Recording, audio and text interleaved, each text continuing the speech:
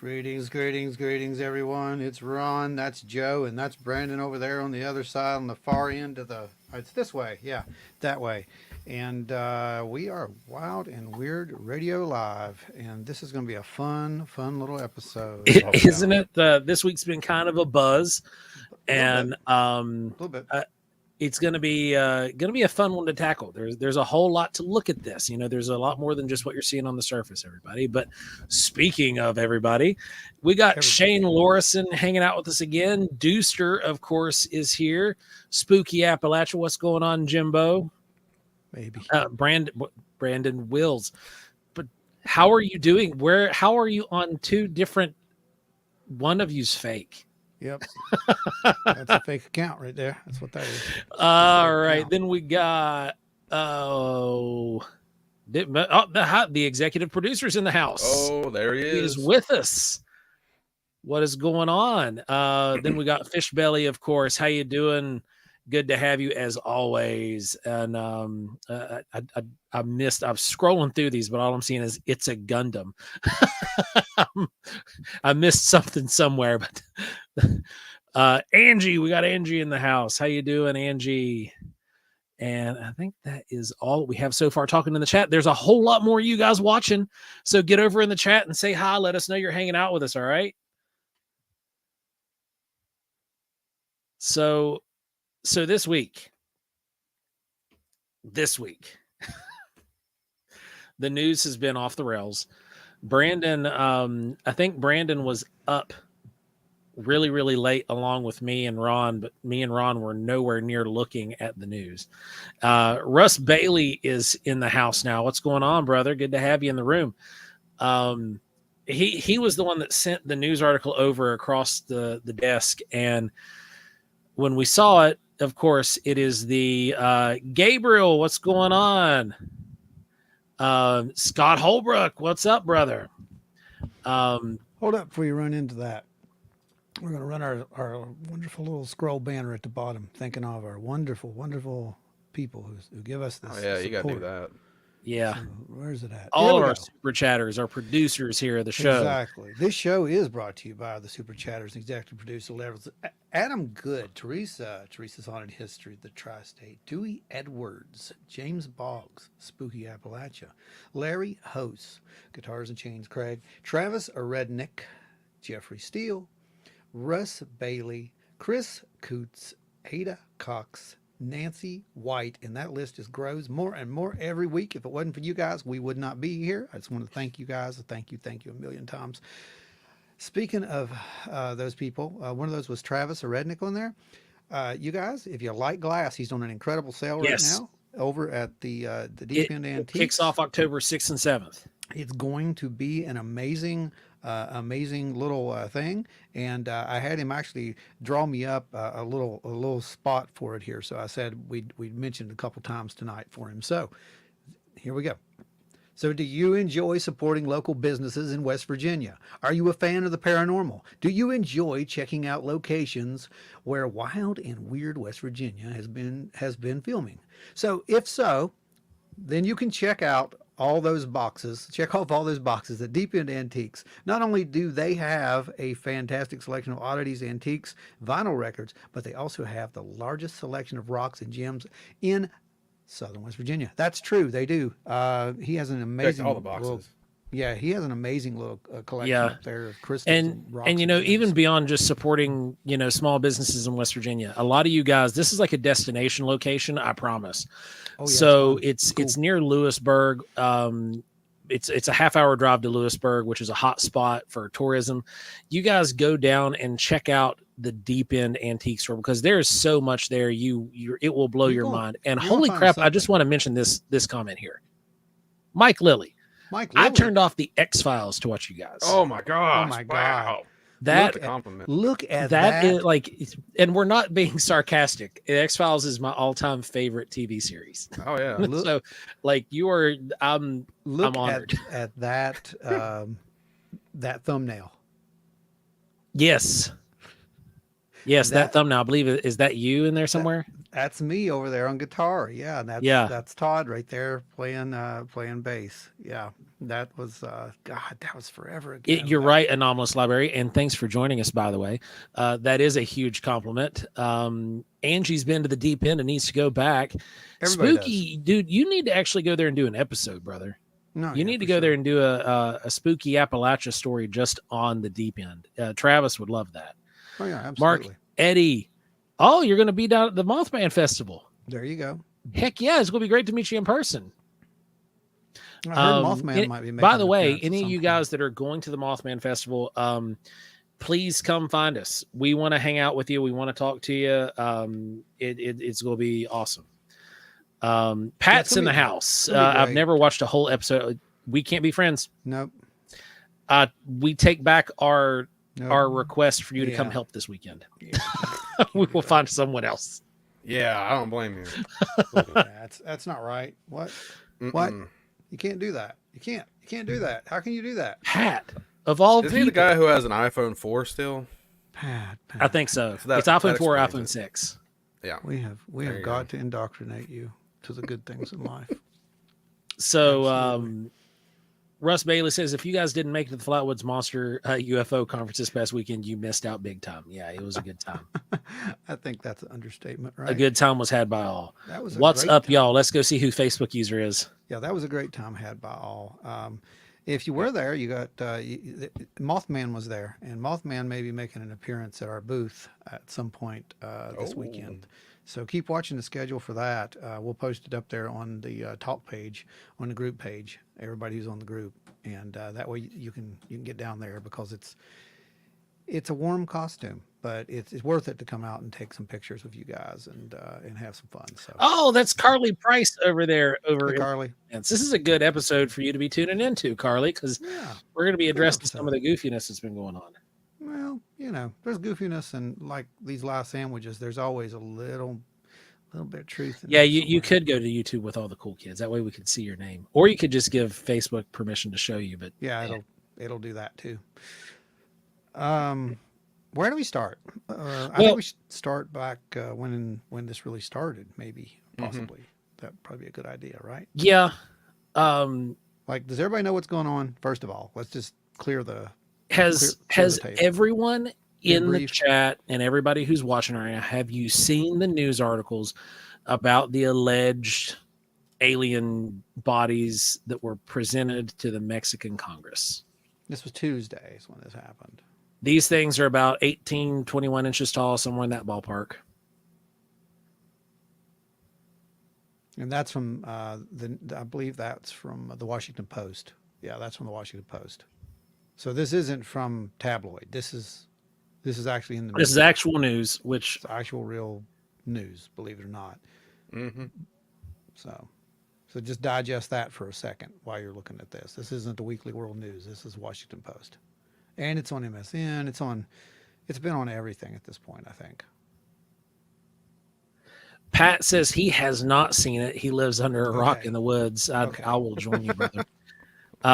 Carly says someone said that the Mexican alien mummies look like they were carved out of old Spam, and I can't see it now.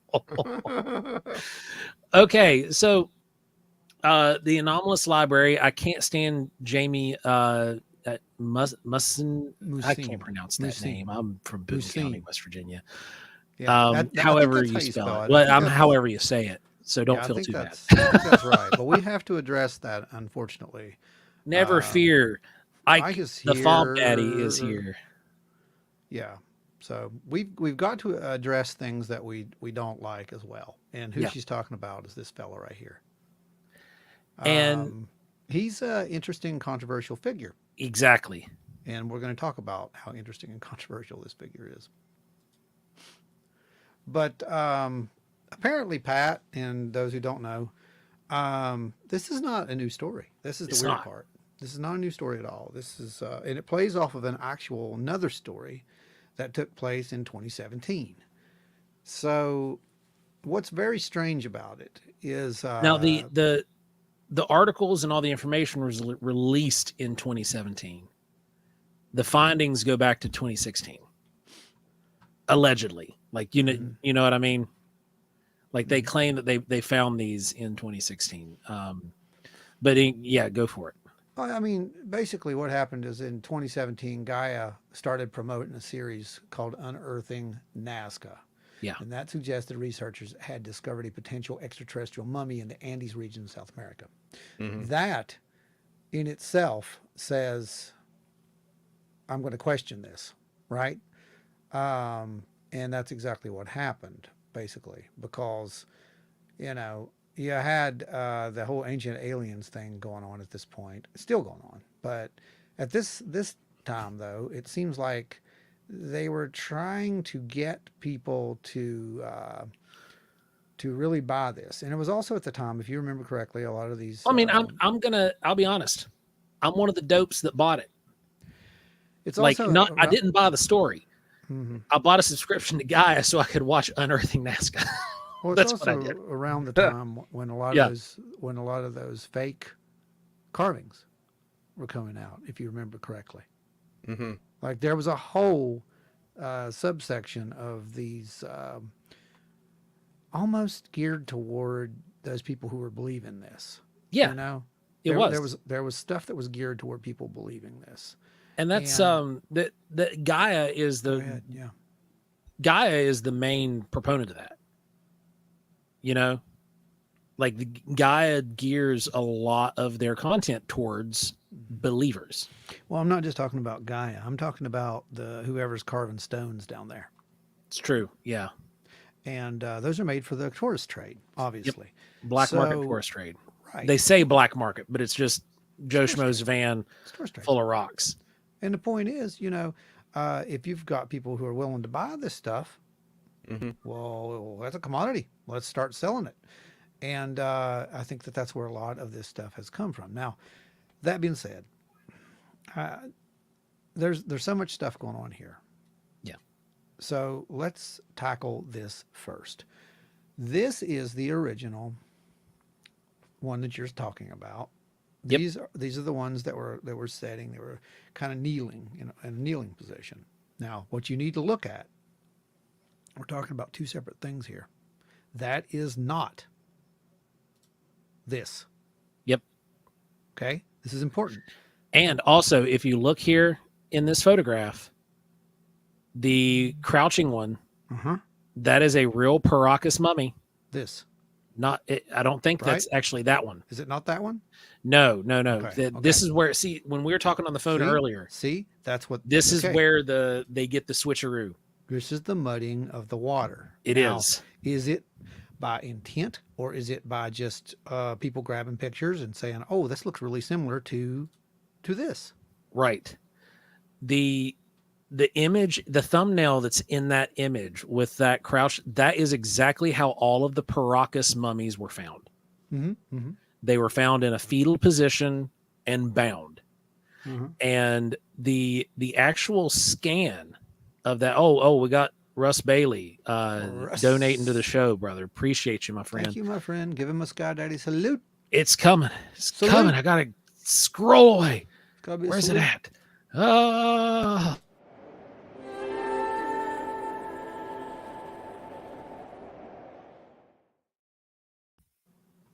Now I got it staged for the rest of the show. Sky Daddy thanks you. We thank you. And blessings be bestowed upon you, my friend. Thank you so much. And I'm going to leave this hanging for a minute. We're going to address that in just a second. But so yes, that image that is in the bottom corner, that's actually of a real is a real X-ray of one of the actual mummies that was exhumed from the Paracas region. And the other one, Ron, if you flip back to it, hang on a second. Let me get it back was up. claimed to have come from Nazca, Peru. This one. Yeah, this was Nazca, right? Is that Yes. what yes. this Now, is Nazca. the big defining thing that you'll see between the two X-rays, and finding the X-rays of this one's kind of been muddled as well, but you'll see that it has 3 fingers, I'm and getting a better picture of it. it is actually hodgepodged of animal remains, human remains, and a little bit of other work. But this was put together to be presented as possible alien life that was mummified and left here on Earth. We've got Tony Breeden's joined to the chat. What's going on? Carly, okay, real quick. James, referencing the other photos, James says that those two little guys appear to look like E.T. Mm-hmm. And there were a few other people in the chat who had said the same thing, that it looked kind of like E.T. And I have seen a lot of people who have said the same thing. Like they sent it off to some VFX guy, said, make this look like inconspicuously like an alien. And the VFX guy's like, yeah, okay, little tiny dead ET. There we go. And throws it out there. And then right here, Anomalous Library brings up a very, very good point. Slapping animal remains in it gives it that non-human part that gets people too excited to think, and they just swallow it down. Mm-hmm. Then is... Tony says, debunking the Nazca mummy got Jamie Musson in my sight telling me off for fake news. Yeah. There's the full body image. There's the full body. So and you can see the 3 toes and the 3 fingers. Mm-hmm. And what should be one of the dead giveaways when you see this I guess mock-up would be that it doesn't oftentimes go along with the, there we go, there's the 3D scan that was taken of it. There you go. See the bone, like the way the bone structure is thrown in there, and some of the bones are human remains, some of the bones aren't. I believe there was some kind of it's a deer species that is native to that region, but that's actually what the fibia and tibia belong to. Yeah, they didn't even bother making the limbs match each other. Like the legs look totally different and the arms look different. Yeah. Well, the World Congress of Mummy Studies back then basically said that it was a fraud and called it, in quote, an irresponsible organized campaign of disinformation. Where have we heard that before? Yeah. We've heard that, well, just a few months ago. Mm-hmm. Mm-hmm. So let me find some more pictures for you guys. We're going to keep going. I've got a story here from 2018, and I want you guys to look at it. It's very important because there's something here that you might recognize now, but you might not have recognized back then.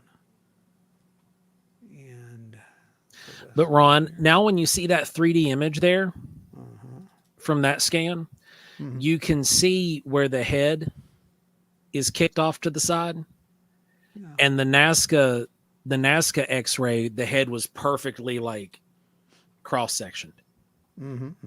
But that's one of the things, like, and they will constantly mix this up, and it's normally not in the media that we have.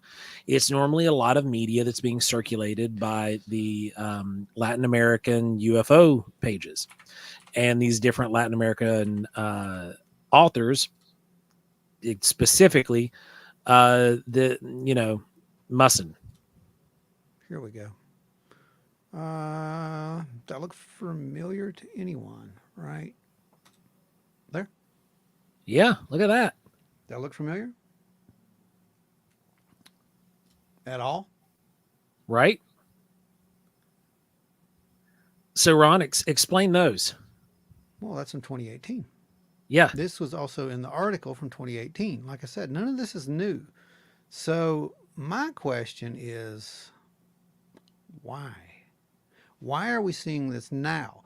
And we have to also remember, this falls on the heels, again, Mexico. This falls on the heels. What did we have not too long ago? We had people saying that a certain village was under attack by aliens. Yep. And then we had this show up. We just talked about this, like when? A couple weeks ago, right? Yep. Nuevo Leon, Mexico. Mexico, 2004. Again, Mexico. all down in the southern South America region. Why are we doing this, and why are we doing it now? Kelly has a great idea. We What? need to make for Wild and Weird next is Nazca mummy toe back scratchers. No, we don't. We don't. We can But dip them in plaster to give it that real the effect. funny thing is, you look at these things, and again, this is from 2018. This isn't today, Right. but it is literally that's what they showed. These are the mummies. Okay, these are the very same ones.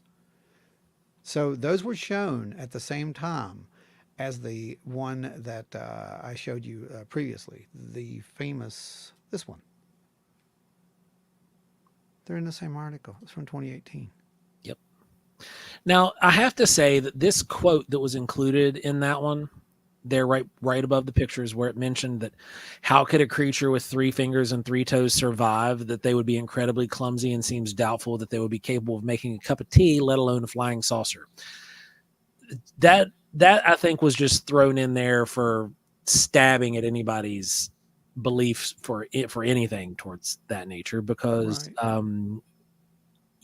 I know plenty of humans who were born with genetic defects and only have 3 fingers, and they're actually quite adept at working those 3 fingers, because if you're born with 3 fingers and 3 fingers is all you've ever known, you're pretty daggone good at running 3 fingers. That's a pretty stupid argument. Yeah. In my opinion, that's just the dumbest thing. But yeah, it's just making fun. Cup of saucer. Flying saucer tea. It's the how are they going to hold the tea? Ooh, look at you. You're being so clever.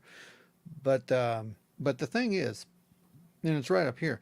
The new evidence suggested that the Maria, that's what they called the one, is human. The only strange thing is that she has an unusual rib structure, probably because she is so-called bone montage made by fakers. So right out the gate, we have the experts who looked at these things back in 2018. And I'm talking about real experts. I'm talking about people that's their expertise, right? Yep. Real experts, because even the mummy from Nazca, if you watch the actual series that Gaia produced, they actually debunk it in the series. It's part of the conclusion. I'm going to find this website. I'm just going to post it over here in the. That says that these things look like the Asgardians from Stargate, and they do. They do, don't they? It's like those and E.T. had a mashup. If they look like E.T., it was E.T. when he was in the ditch. I'm going to throw that over there for you guys. That way you can take a look at that website. And Kelly says, I found an article in my laptop that I had saved back in March or April and forgot to talk about it for a project, that we would make public contact with alien species by 2027. Yeah. That's kind of what they're hinting at this point. Smack the like button if you need an alien back scratcher. So we have to ask ourselves, is that what this is all about? Is this, continuing that train? Or is it just someone who's trying to capitalize off? We got Marvin Johnson hanging out with us out here too, buddy. What? Marvin? That's this Big Facebook Marv? user is Marvin. Big the man. One and only. The one, the only, one of the best fish fryers I've ever hung out with. Marv, where are you going to be next? Tell the folks where you're going to be next. Marv does some. I'm telling you, his food is I could eat his food all day long, and that's saying something. It's amazing. It's an amazing food. The dude can cook, and it's home style cooking, and he's at a lot of festivals. He's out there doing stuff, and if you ever get a chance to eat there, you want to definitely check out Big Marv's. It's good stuff. Carly says, "Isn't mystery more fun? I don't know that I want to know what they have to say." Tony says the ET mummy X-rays are impossible anatomy. Yeah. Hang on, I'll get you some more impossible anatomy. Maybe Tony can address this because, yeah, let's put this up here. Spooky brings up a very valid point, Pat. How have you seen Stargate and not the X-Files?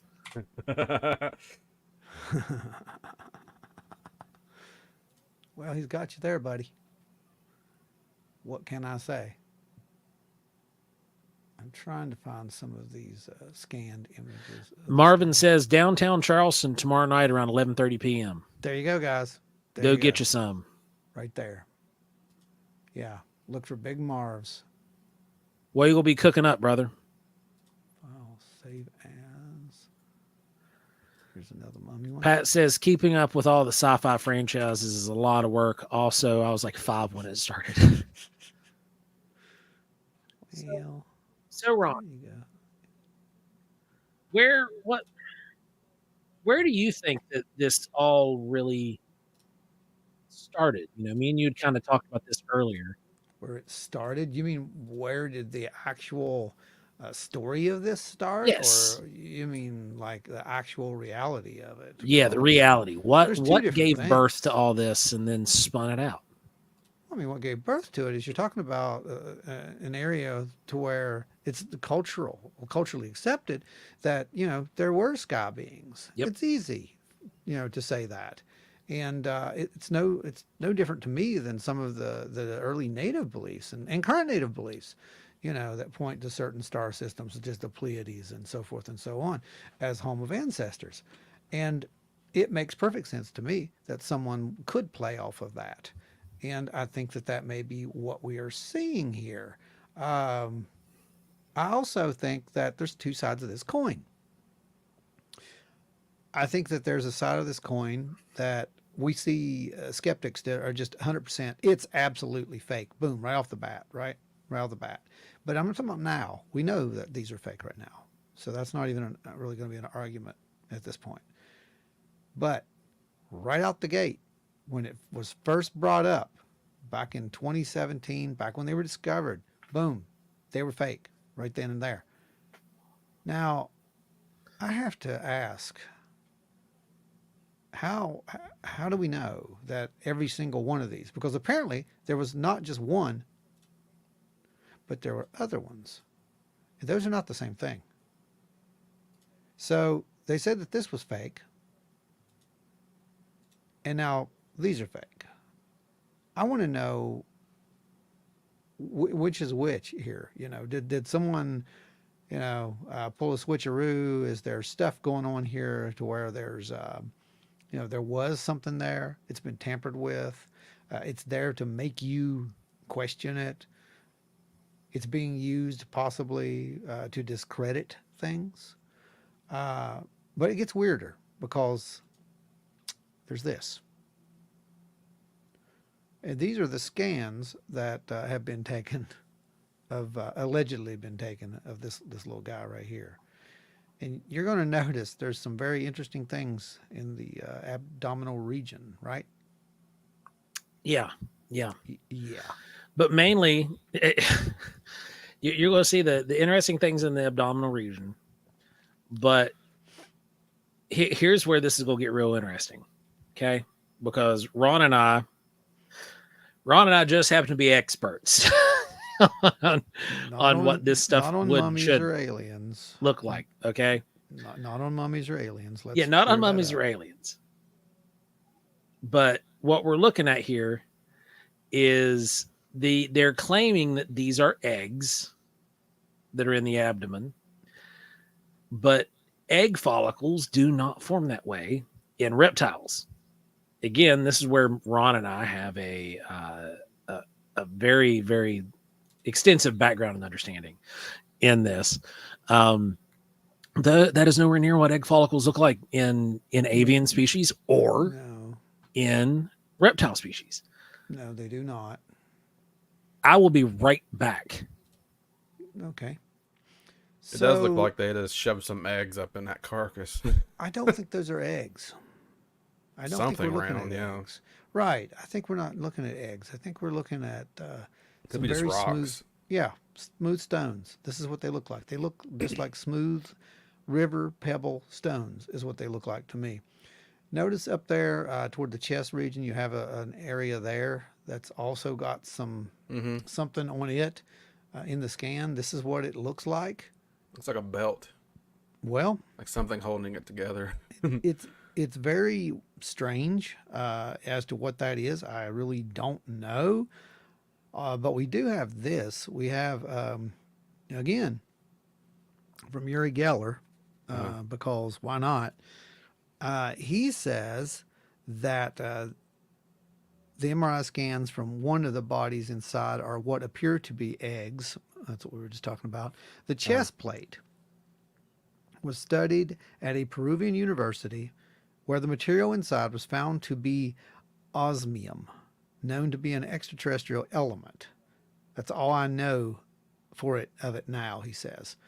But osmium, which he says he cannot confirm personally, according to Wikipedia, osmium is among the rarest element in the Earth's crust. Personally, I do not know what that is. I would be very interested in hearing a little bit more about that. I was trying to get this picture up here for what Uri had, because he has a really good shot of these alleged eggs, and I want you to see those close up if I can find it. That's what I'm working on right now, because you're going to see that those are not eggs, is what I'm getting at, and I think the case can be made that we are absolutely looking at something of stone, possibly. Smooth stones, maybe. Most likely. I'm guessing that they were there because if you look at the shape of the belly and the sculpt, like, one, it's going to give the objects a little bit of heft, but it also shapes out that roundness that it needs. Well, it's a form, and that's the easiest way to do it, unless you're going to be stuffing it full of tinfoil. Like we do when we sculpt stuff, right? It's the same kind of thing, basically, is what I'm saying. That's kind of what James says the chest plate could be how they fire that ray, like the guy said down in the Dulce Cave in Dulce, New Mexico. But, when I was looking at this, I was trying to think devil's advocate. Okay. What would the probable, maybe this is how they attach into the UFOs. Okay. It could be some kind of, it might be how they, lock in and think like biomech, something that responds off of neural pathways rather than, gears and pulleys. You mean like implanted technology? Yes. Yeah, that's what he's saying. Mm-hmm. Yeah, that's exactly what he's saying. And that makes sense. To me, that kind of makes sense, because, if we are dealing with, just like you said, playing devil's advocate, not saying that's what it is, guys, but just saying, if there were such a thing, yeah, why not a bio kind of, device inside that lets you interface with your technology? We're already talking about doing that. So that's really not outside the realm of possibility in any way, because we literally are talking about making these human interfaces with these kind of things, our own technology. So sure, we could see that. And also, guys, on those MRI scans, for anybody who might not be familiar with how they work, those images where it does kind of look like meat and bone, it is because the computer program is designed to show it that way. That's not really the collar that is on the inside. It shows it that way for human subjects because that's kind of what we look like. But this is just the way the images render. And if you look really freaking close, okay, again, look really, really close. Look at those metal pieces. And please tell me you don't see dermal ridges. I see dermal ridges. Or what could be. It looks like thumbprints. But it could be, I mean, I'm not saying it ain't, but it also looks like there's a buckle right there. It does look like there's a buckle. So, I don't know. You think it might be like plaster with something in the middle of it? There's the post I was trying to find. And we can get a really good image down there of the so-called eggs. And you can see the non-uniformity. That's why I'm saying these are not eggs. They don't look like that, guys. Yeah, eggs are going to be uniform. Eggs are going to have, even fossilized eggs. If you go and you run an MRI on, which was the one that they just done? It was a type of mosasaur. that they had found. No, wasn't a mosasaur. Sorry, I apologize. Wrong dinosaur. That's aquatic dinosaur. Nerding out for a second. Hang on. It was one of the herding dinosaurs that they always find out in Hell Creek Formation. The grazers, the duck-billed guys. Oh yeah, hadrosaur. Hadrosaurs, It was a hadrosaur that they found, and his belly was full of eggs, and they were gorgeous. They were perfect. You know, I mean, dinosaur eggs. Here, I'll show you what they look like. I mean, yeah. because Adam said maybe yeah, Brandon's chickens are who provided the eggs. who told you? Ah, That's my side Now, hustle. I've actually, I've actually seen dinosaur eggs. They actually showed up on the market Yeah. there for a while. You could buy them. Now they're incredibly hard to get. Let me see if I can find one. We got a bunch of fragments. We don't have any whole pieces. Right. I'm trying to find an actual picture of a hole. Here we go. I found one.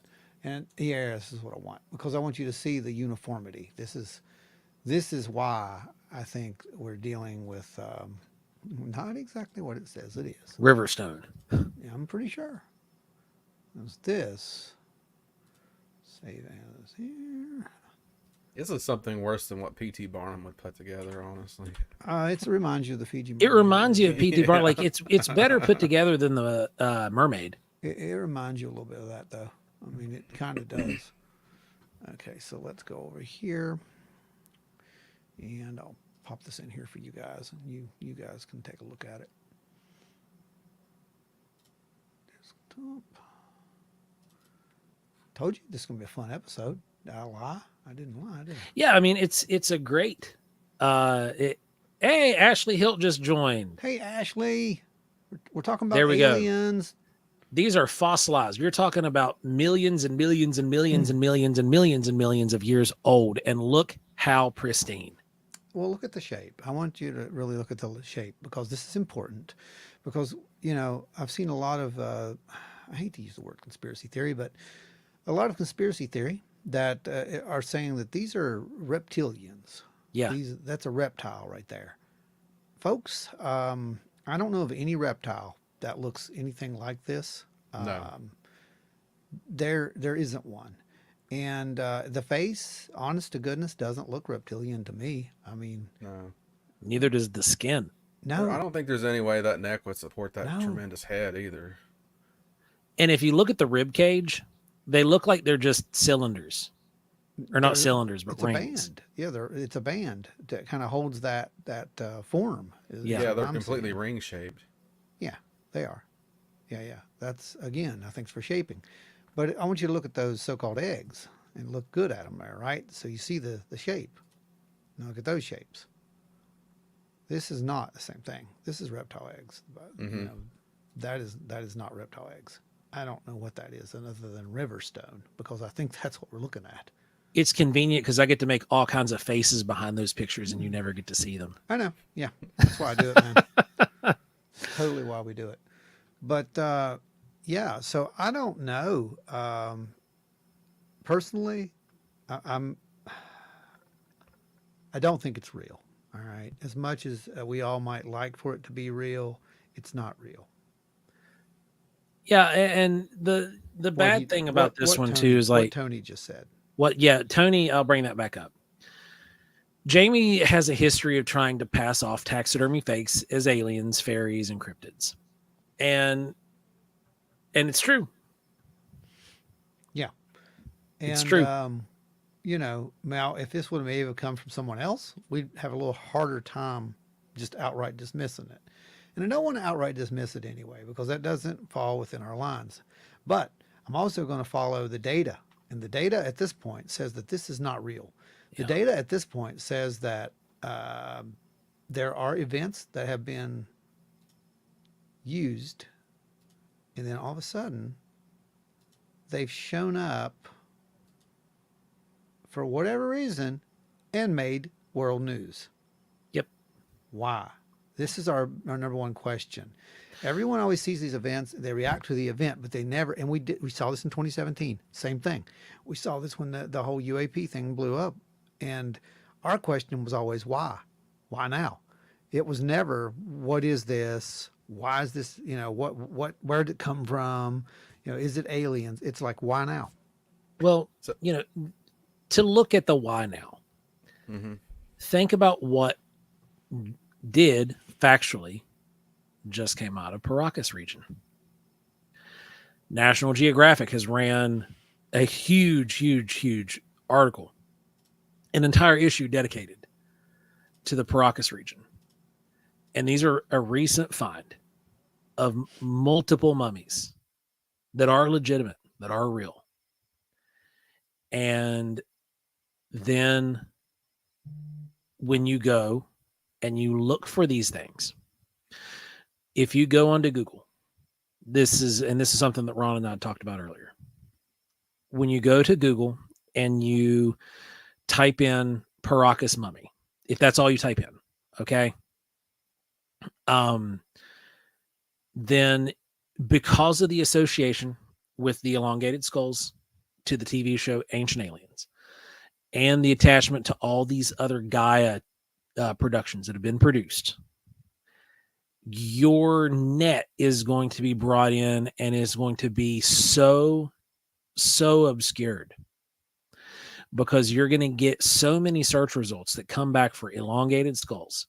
You're going to see real ones. You're going to see fake ones. You're going to see articles about how they're aliens, and you're going to see articles about how they're ritualistic bindings.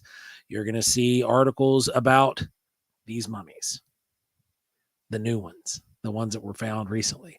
That mummy, the very first one, the full size one that was, in fetal position with its hands all like, that one shows up in the same search. And then just behind it, those three bodies, the three like little guys that look like ET, those all show up subsequently. So when you start going on this click rabbit trail, you will find absolutely every one of these articles when you were trying to find the factual, real story about these Paracas mummies. And it's all because the association. Because if anyone has ever examined, which Ron and I have had the privilege to do so, the actual real elongated skulls, there is sagittal obliteration. The Phrenium magnum is not in the right place. Everything is different. It's not human by definition that we currently understand on human anatomy. Per se. Yeah. It doesn't make sense for average normal human anatomy. Yeah. However, there is definite cranial binding practices. You can tell the difference. You can hold one that is a cranial binding and one that's not, and you can see the differences night and day. But when you start looking for these real stories, you're going to find everything else under the sun too. You can see here, this was when the actual real, this is the real one that you're talking about. Yes. Mummies were found. They were actually in bags, like massive burial bags. Yes. And that is not the case as to what we have here. But notice the similarity. Hey, Nancy. Notice the similarity. So whoever made this was very careful to make replicate. it look like. Exactly. So because it was no secret about how the Paracas, because there were more Paracas mummies found prior. It's just the ones in this National Geographic article, they'd found a cluster of them. They found a series, right? But the other mummies, there'd been mummies found in the past. So they knew, they knew how these bodies were placed. And like Ron said, there was very careful attention paid to make it look as authentic as possible. Oh yeah, this is definitely made based upon something, so to speak. It's kind of like when we made our when I made the elongated skull model that we have. Yeah. I did that based upon something. I did that based upon several real skulls and image plates from real skulls. So, it's not an exact copy per se, but it's based on it. And that's kind of what we're seeing here. I think that we're seeing a very good artist who was very careful Yeah. to recreate this thing and make it look as closely as possible. Now, it's also important that we understand that this is not in the news. This is what's in the news. So, Right. but they were hand in hand. I showed you the article. This came from the same article in 2018. You see that, right? This is from 2018. This is the same article that shows this. So why are we not talking about this one? Is it because this one was already said this is 100% fake? And if that is fake, then by default, more than likely, Yeah. this is not real. Now, does that dash the hopes of ever finding such a thing? No, it doesn't, because I do believe that it's out there. There's probably proof out there somewhere. But have we found it? No. But could this be part of that plan? Yeah. That's the question. Because 2023 has become the year of the alien, okay? It really is. And we've seen, each year, I said it was in phases, right? So we're pretty close, if that's the case, to a phase. And I'm not talking about any kind of weird prophecy or, blue beam kind of thing, fake this or fake that. It isn't fake. What's going to happen is going to be real. It's just that we've got to be ready for what's going to happen. So is someone using this to prep us for that? That's the question. Well, when we look at the grand scheme, looking at it in the big picture, it is timely because we just had that emergency hearing here in the U.S. We've had multiple rumors and speculation flying about. There were people in the U.S. federal government that have been spilling rumors here and there about shaking up in chains of command, shaking up in different organizations, and possibly launching new organizations. Right. And there's this new, it's not really new. I mean, the distrust has always been there, but there's this new doubt in, we got somebody from Beckley stopping by. We got Big Weavy. If you're ever in Beckley, swing by the Deep End Antique Store. It's our buddy Travis Rednick runs it. He's got a ton of great stuff over there, and if you're into the weird and paranormal, you will love his shop. Anyway, back to that.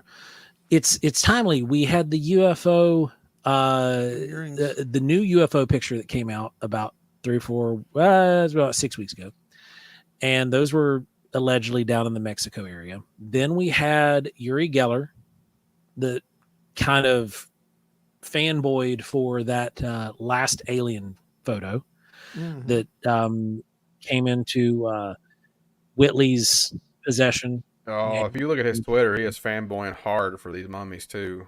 He really is. And I was telling Ron, Uri Geller has kind of become Uri Gullible as of late. I mean, is he, that the question comes down to, is he really doing this because he thinks it's real, or is he just doing it because he needs attention, optics? Yeah, he needs eyes on him at this point. Yeah. And is it even really him? That's a good question too. I think does he have somebody that's just on a PR management team? That's a very good question, because we know people do that. Yeah. He could have the same strategy as Stephen Greer does, and just do anything to get attention at this point. Well, that's possible, or just wanting to bank off of it, because it is popular. Yeah, that happens. Yeah.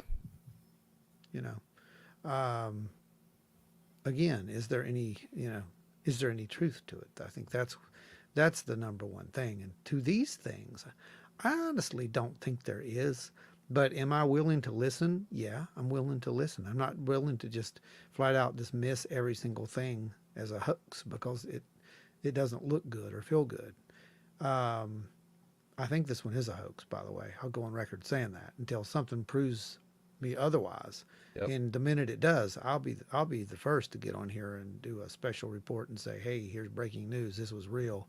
I'm Yeah. glad to say I'm wrong, but I don't think that's what we're looking at. I really think that we're looking at sort of a disinformation kind of thing.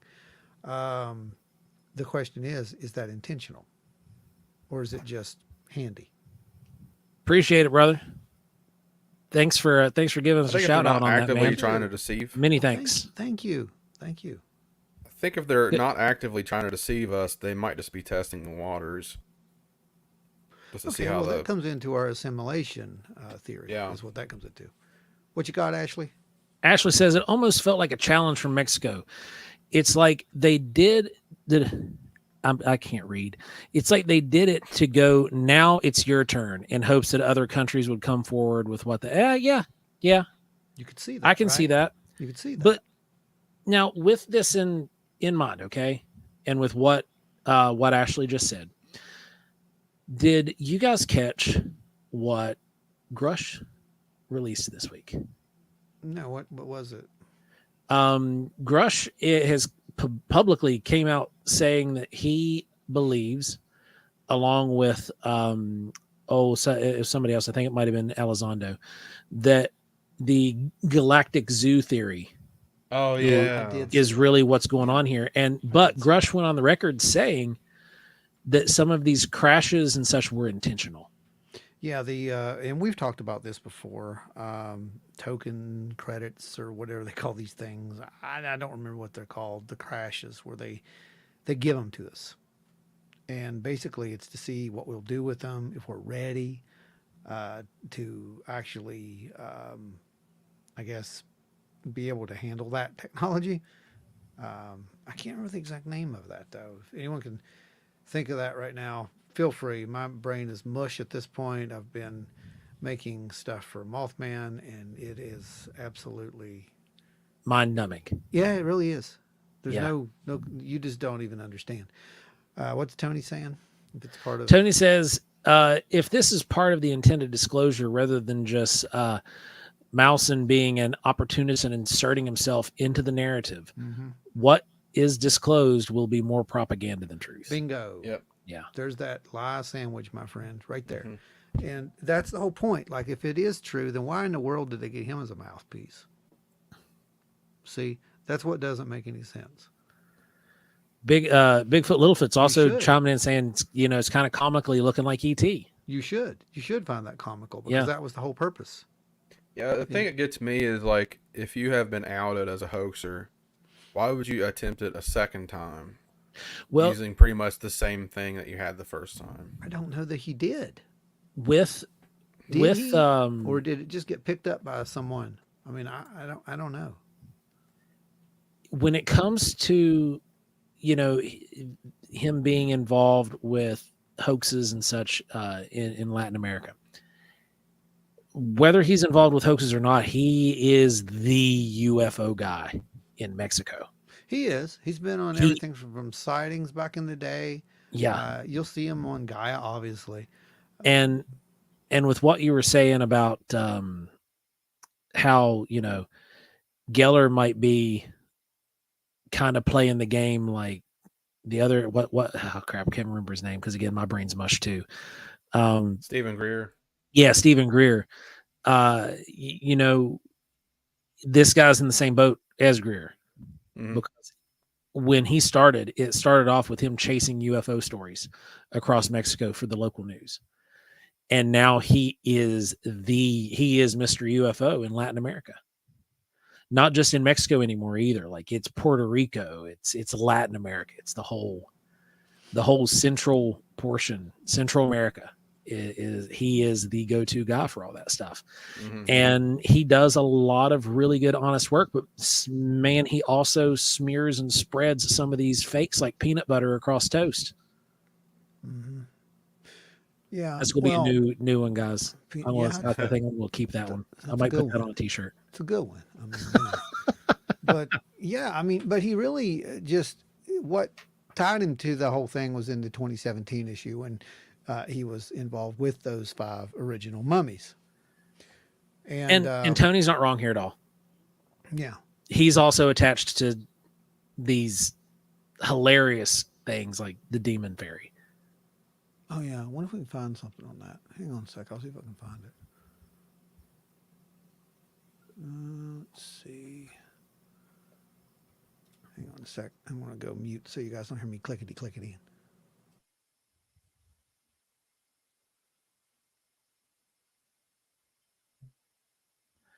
So what do you guys? Oh, here we go. Ashley Hilt. I was getting ready to ask this question. Musan, I think that's how you say his name. I've been mispronouncing it the whole time, but he's an opportunist. That's clear. But why did the Mexican government let him do this? They've got some woo beliefs sometimes, but this was so official. Why? Well, this was also something that we talked about earlier today. Their president came out earlier this year and said he saw some cryptid and had a picture of it. Remember that? He did. He absolutely did.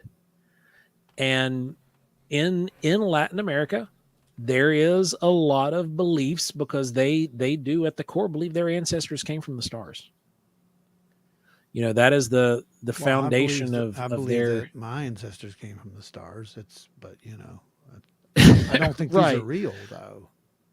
But you know, you're talking about a bunch of people who are farmers. They're very agricultural. They're agricultural and textile workers. Yeah. And most of them aren't interested in ufology, is what you're saying. Yeah, they're not interested in ufology, but they have these stories of their ancestors. Almost like they didn't watch the X-Files, like some. Yeah, like Pat, just like Pat. Some people.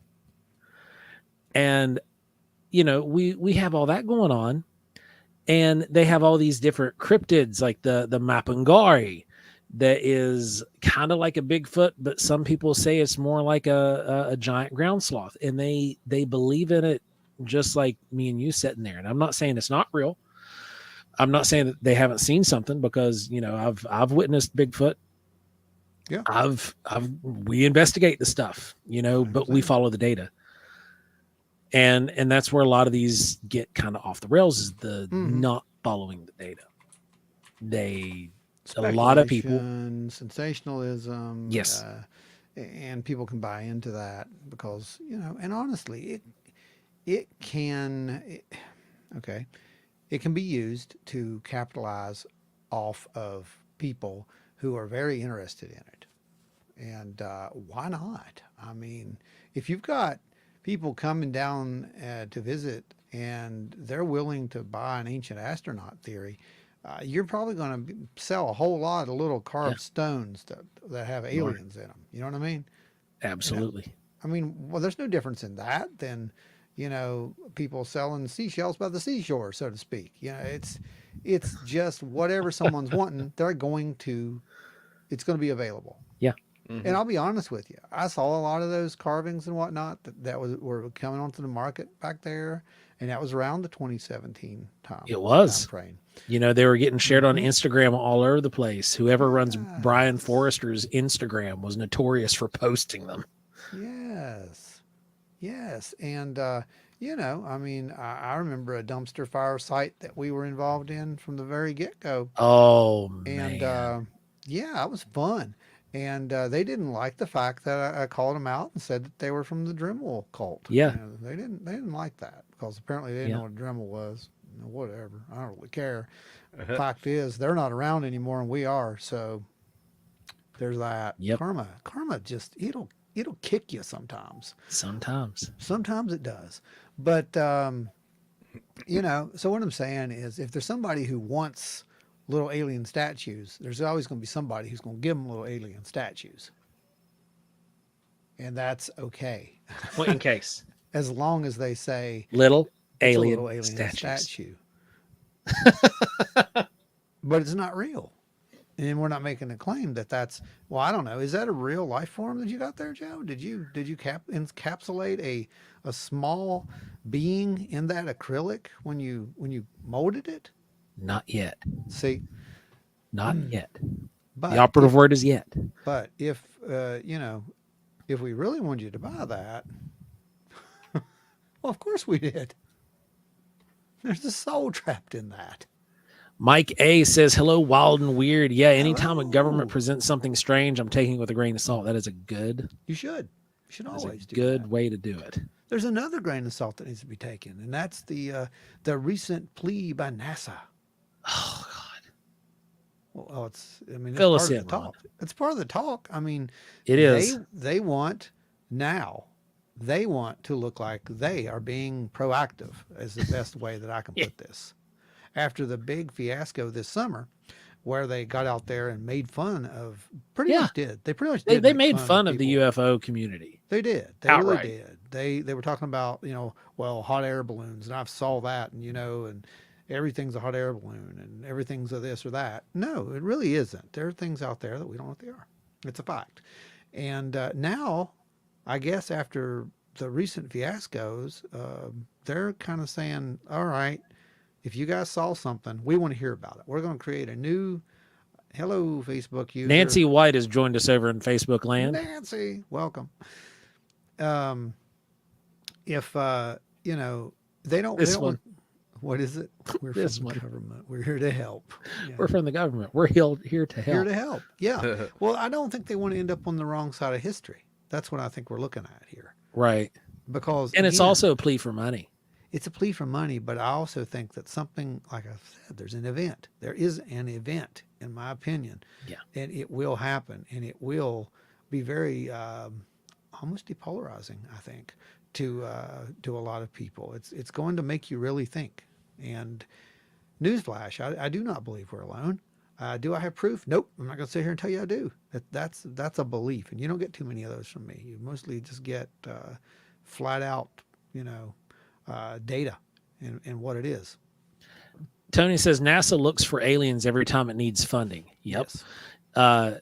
Cynically speaking, the military is now talking about both UFOs and funding, and we addressed this very item when we were going over the last press briefing, Mystery Science Theater style. I brought it up when we were watching it live on TV. I called Ron as it was actually playing, and I said, Ron, did you hear what he just said? That was him when he went through his I can't remember exactly which senator it was, but he had 3 questions. He was through his 3 questions in less than 2 minutes. Yeah. And I said, Ron, he's with the National Defense Committee. Yeah. And that was money question. Everyone. That's what it comes down to. I know. Is it a threat to national defense? Is it a threat to our airspace? Is it a threat to commercial airlines? Those were the 3 questions. And every one of the panel members unanimously answered yes, yes, and yes to all of those questions. And that's all they needed. And what that did was somebody there heard that and went, signed the check. Yeah, for real. That is exactly what happened. What do we throw some more? We're getting some more comments. You guys keep posting those comments. Yeah. Oh yeah. Mike, we're kind of in the same boat. We just, when it comes to some of these figureheads and the way they disseminate information, man, you got to question everything. Question everything. It's gotta be questioned. Ron has a shirt that you can still go pick up off of our TeePublic or Redbubble website, and it said "Believe the lie" on it. Yeah, right. And that has been kind of the motto of it really has. Of this show since all this UFO information has started coming out.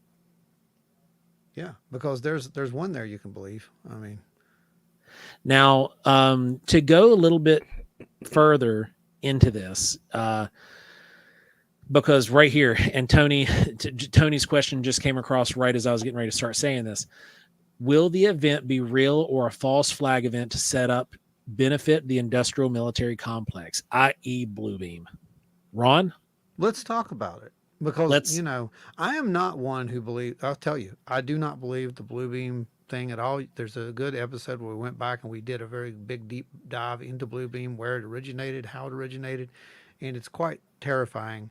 And I don't mean it's terrifying because of what it is. I mean by the people who proposed it. They're highly, what's the word I'd like to use? What was that? I would say. It's based in highly, what is it? I love Big Weeby. I love you. It says, honestly, up at the point to where until I'm hanging out doing a bong rip with one of them, Yeah. they're shooting me some alien vibes. Everything's in the air. Yeah. I Yeah, mean, everything should be in the air. You're it's absolutely true, right. though. Until one's sitting on my couch with me. No, no, you're right. You're right. But I Well, think I have that, something to add to that. go ahead. Today, one of the You high did a ranking bong rip? generals, no, Oh. one of the highest ranking generals in Space Force came out today and said that space is highly contested among nations at the moment. It is. Hmm. What nations? Hmm. But Now, when you go back and you research his where some of this is coming from, you're gonna get a mixed grab bag. A lot of it comes from the mining operations, and that's why it's so contested, was because they want certain quadrants, I guess, to be designated as this is ours, so that way they can try to go out and attempt it's a to new gold mine rush. some of these It's a asteroids new, for their it's a new metals. gold rush is what it is. It's the new gold rush. It's exactly right, is. Ron. It's a new So, gold Ron, rush. back to Bluebeam. Oh, do we have to? But anyway, it was basically created. Thank you, Ashley. I wish you were here with me to do this. It's basically, in my opinion, and well, not it's my opinion, but if you follow the record, you'll get led back into some very, very questionable territory. Some very interesting minded people. Yes. Those people had they had a theory. That theory was basically to demonize another group. You see where I'm going with this? And at the time, it was a very, very, very wealthy group of people. And this kind of played into that. The man who came up with the actual blue beam, bless him, because he gave us Sky Daddy. He did. Because Sky Daddy was actually inspired by that first episode that we did when we talked about It this. was.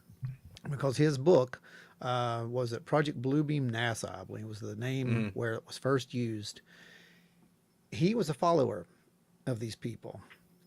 And he pretty much disseminated their core beliefs, which were that there was going to be this false flag event that was going to herald in literally the Antichrist. Folks, if you really look into this, you just can't, because it gets to the point to where it's beyond belief system and it becomes cultish. It very much does. And one of the things that you'll see is New World Order.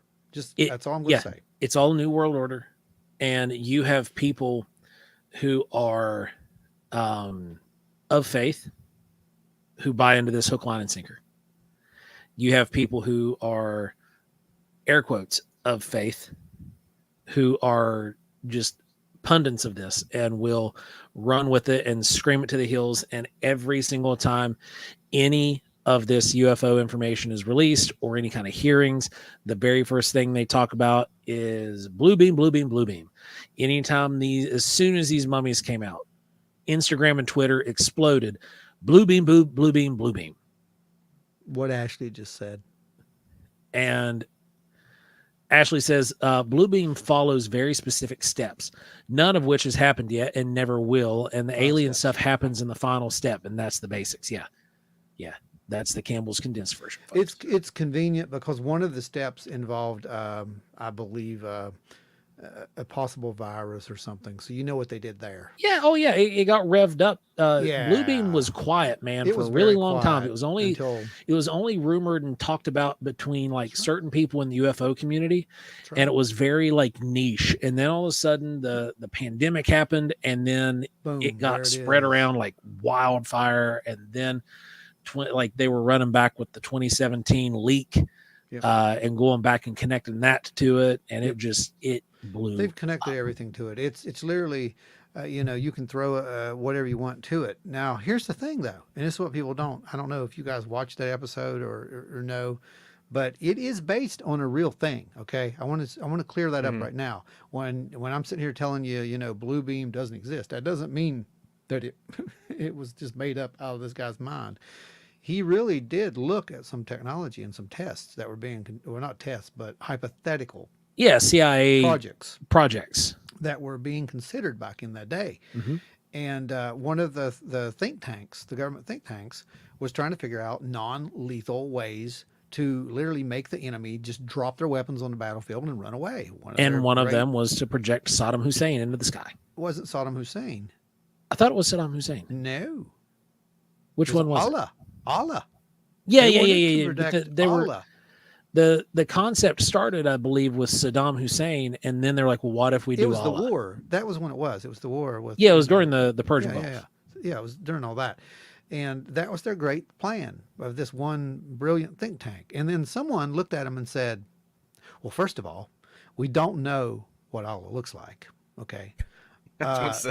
Second of all, it's going to require a mirror, and it was miles, guys. This mirror was miles and miles. In the deep dive that we did, we actually did an equation for you guys to show how large the mirror would have to be. It was big. And how ludicrous it was, preposterous it would be to try to build such a mirror. And then you had to have a power source that could provide power to these massive projectors. Because here's the thing.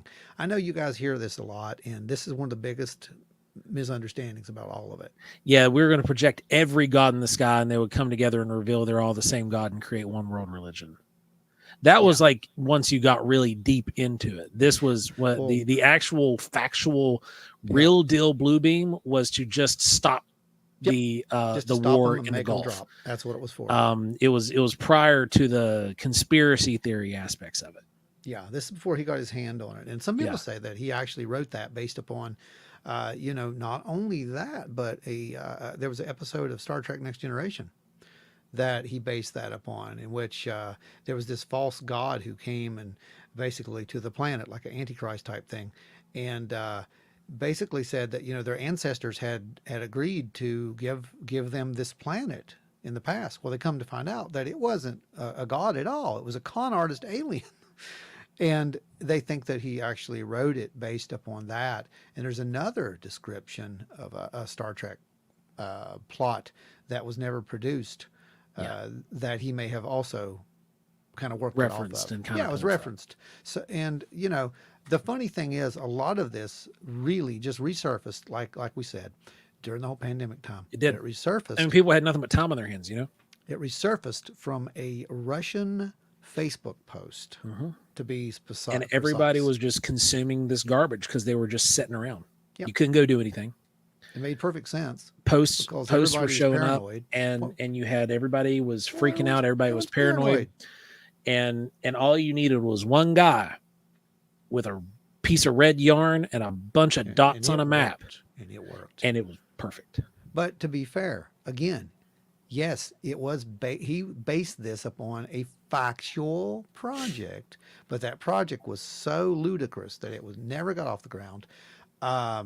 And again, I want to back up here real quick, because you hear this hologram. Folks, holograms won't cut it. It's a projection. It has to be a projection. Projectors are not holograms. That's the more important thing. I think the most...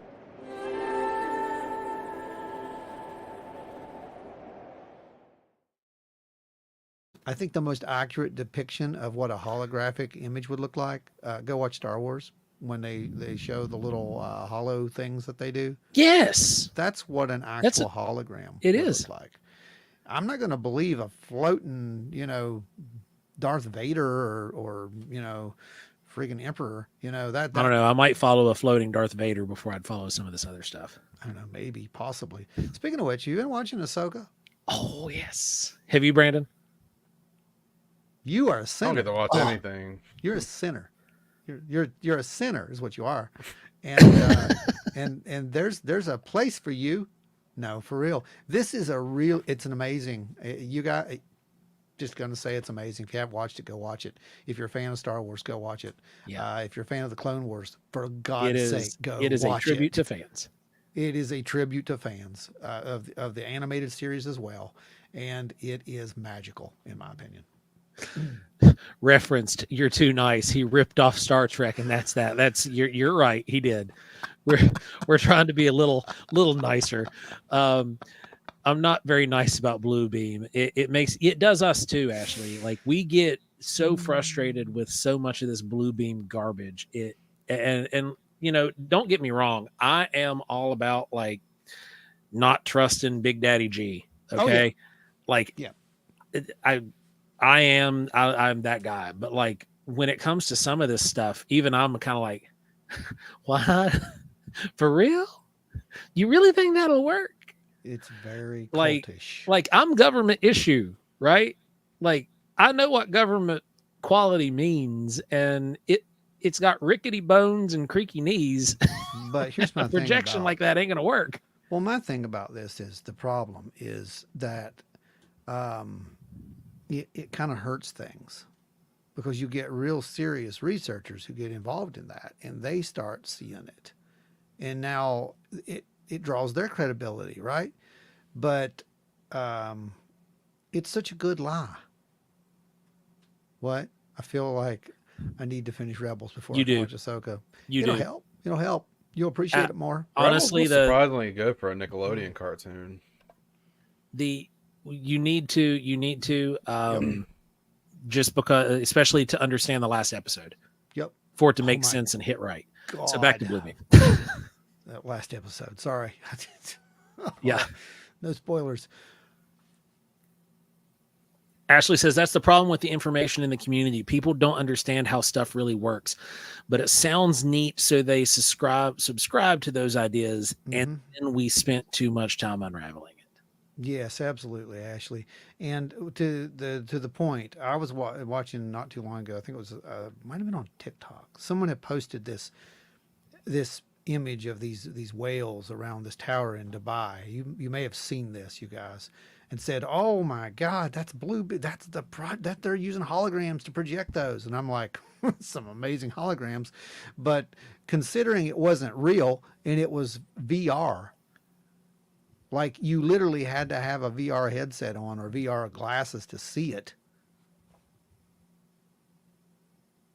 Well, do you really want some? I mean, it can be done. So Tony brings up a religious standpoint here. Also, Satan ain't that dumb. A false flag alien event to set up the Antichrist. That's the devil's master plan, right? Right? Like that's what we're going for. I think the Omen had a better plot. Yeah, right. I mean, for real. All three of them, even the crappy third one. Yeah, I like all three Omen movies. I'm guilty. I don't know. I'm just telling you. It's better than Left Behind. As far as it goes with the whole the whole scenario, the whole Blue Beam scenario. If you believe it, wonderful. But again, please go back and do a deep dive. Yeah. Go back and watch the old episode. There's a lot of links there that you can actually go find the information. We did the digging for you. Yeah. And we can once this video goes live, we can go back and put a link to that Blue Beam episode in the comments there. It's a long episode we did, and it's right toward about the I don't know 75% in or something. We'll do a little spiel about it, and there's a huge section there that we just talk about it, and there's all kinds of links that you can go check out for yourself before you decide you want to jump on that train.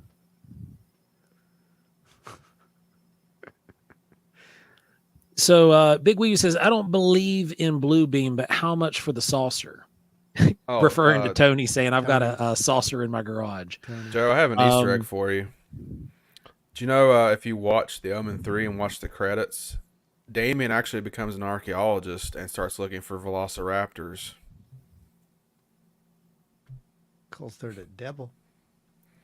He's the same actor from Jurassic Park. Yeah, it's the same actor for Jurassic Park. It's Alan Grant. Sam Neill. Yep.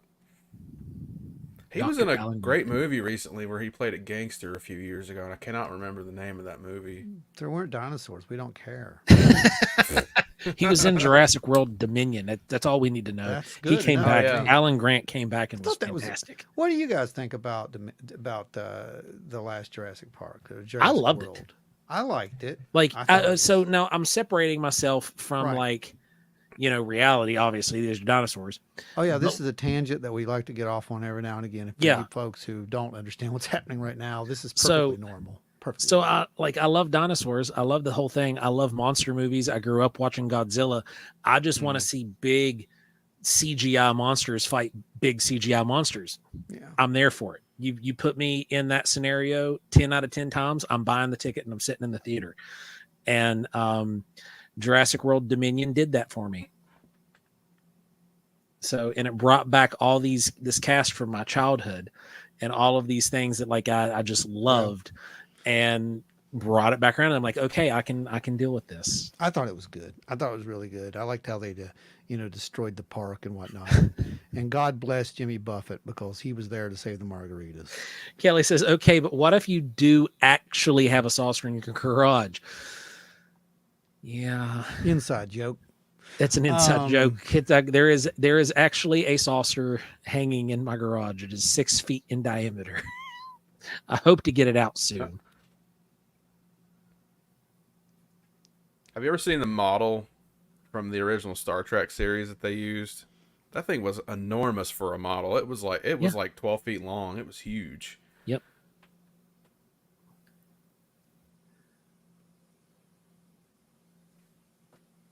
Okay, so Mike A says, I could be too skeptical, but I haven't taken any of the UFO guys serious since Stanton Friedman.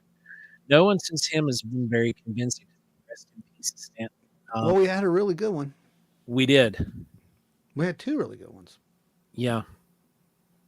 And Mike, someone you should look at, because this is who Stanton actually referred us, because Ron asked this question. We were actually in attendance at the very last conference that Stanton attended and lectured at. It was one of the last. We did 1 or 2 afterwards. It was I think it was the last full 2-day conference he did. Because it wasn't much longer until he was a few months later he passed. Yeah, it wasn't long. Ron had asked him who do we look to, because he announced his retirement, he was officially retiring at that event. And Ron had asked him who should we look to? Who should we, once you're done, since you're, getting out, who do we look to next? And he referenced, it was Stan Gordon and somebody else, Ron, Yeah, wasn't I can't remember who else it was, but I remembered Stan, and I was like, yeah, that guy. I know that. I heard that name before. And we knew of Stan at that point, and now we're really good friends with Stan. But yeah, Stanton Friedman was a legend in the field, and he knew his stuff. It was legit. He would talk about what he would talk about, and then if he wasn't in on that thing, he didn't talk about it. That's kind of a fact. So Angie says, we do have a TARDIS in our garage, referencing the UFO in our garage. And Angie said, I wish I had a TARDIS. Mine is a procrastination project. Once again, side eyes Ron and Joe. And yeah, it's been there for a minute. See, that's why we haven't had aliens yet, because the doctor's always stopping them. Possibly. Little Bigfoot Littlefoot said Bob Lazar helped Tester's model company design the saucer UFO. Mm-hmm. Mm-hmm. He did. But yeah, when we're looking at some of this stuff, you do have to put on your skepticals. And going back to Terry or Stanton. Yeah, I advise you to do that. There were people, particularly Bob Lazar, that he couldn't stand. Oh, he could not stand Lazar or that whole story of Bob Lazar. It was 100% he's lying right then and there. There wasn't maybe. It was a flat out, nope, he's lying. That's a lie. That never happened. And yet the funny thing is, he knew that disinformation and discrediting was part of how these folks rolled, but it couldn't be. I mean, it just couldn't be with Bob. So, and for whatever reason, I mean, that was he was in for that one. He was adamant about that. Very adamant about it. Bob's lying. But if Bob was lying, though, my thing is at this point, history has a way of proving out liars. It also has a way of proving out people who aren't lying. And he said a lot of things, unless he was a psychic and a master one at that. There's no way he should have known. Or he was fed that. Yeah. It's and one which had been a theory all along. It's one of the that two. He was a patsy. Yeah, it's one of the two, man. I'm just telling you. Big Weavy says, sorry, I believe there's truth to it. Oh, we do too. Oh, yeah, 100%. There's truth in there. You know, there's certain things that he has said, particularly pertaining to how these craft were found. And then with what Grush has recently come out saying, they connect. Yeah. These things there's things that he had talked about with how certain events played out that we come to find out they actually did play out that way. Well, all these years later, talking about reverse engineering, and now that's common. Now they're talking about it in Congress, for God's sake. I mean, so things have changed, and things are definitely happening. And then the way that the movement of the craft, you know, gravity, the way Element 115, like little Bigfoot here said. You know, all these things have happened, and my whole thing is either he knew what he's talking about, or B, there is a orchestrator to this, somebody pulling the strings. Yeah You got your cigarette smoking man that Pat won't even know what that means. I know, it's such a disappointment. I'm just so I'm so cross at this point with him. I don't know how to explain it. It's just not right. How many of you guys watch the X-Files? I love the X-Files. There's a smoking man back here on the shelf. Watched it from like day one. I'm just wondering, like, I got involved with watching it because my 7th grade science teacher. Oh yeah, 7th grade science teacher. Yeah, Mr. Hamilton. Wow. I'm just waiting for Ron to cosplay as Frohickey one day. No. Or one of the guys from the Smoking Gun. No, God rest him. There. I'm sorry, the Lone Gunman. That was Lone Gunman. The Lone Gunman. Yeah. Pat says, I do know what the cigarette smoking man is, Ron. Jeez. Nancy is the one that says, I did. Okay. Recently, that show just turned 30 years old, too. Well, recently, that show just became reality. It's more of a documentary now. Yeah. Didn't it? I mean, no, and you know, going back and looking at it, like, it's funny how many of those episodes took place in West Virginia. It's right. Yeah, it was. Remember that? They always have a little West Virginia. I was like, wait, what? Yeah. But it's funny because that's actually you could literally. Someone's paying attention. That's right. Yeah, well, you know. All you got to do is put Ron in a blonde wig, and he's that guy. Yeah. Like Ron could cosplay that at a convention. I could definitely do Frohickey. And I just need slightly longer hair. Or Brandon could just comb his hair over and trim his beard up a little bit. I could either do Frohickey or I could do Garth. It depends. I could totally do either one. Party on. Anyway, sorry. My weird goth girlfriend in the late 90s loved the X-Files and Dawson's Creek. That is a polarity. Man. You are correct. That is weird, I was Mike. subjected to both. God bless you. Weird is definitely the key word there, I think. Yeah. Weird.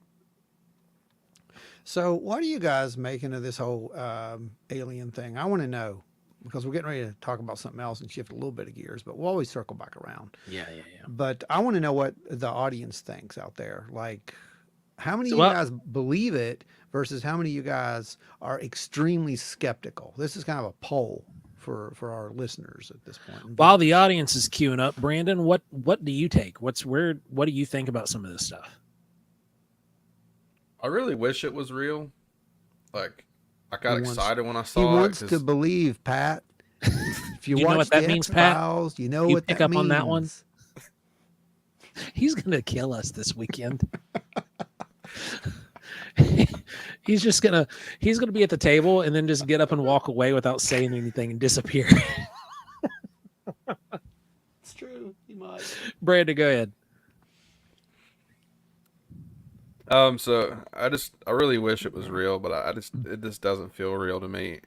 And I think that the reason why the Mexican government jumped on it is, like we said, the president obviously has a belief in the paranormal. So he probably heard about this, got excited, and just had a couple of guys look over it and showed it to the world.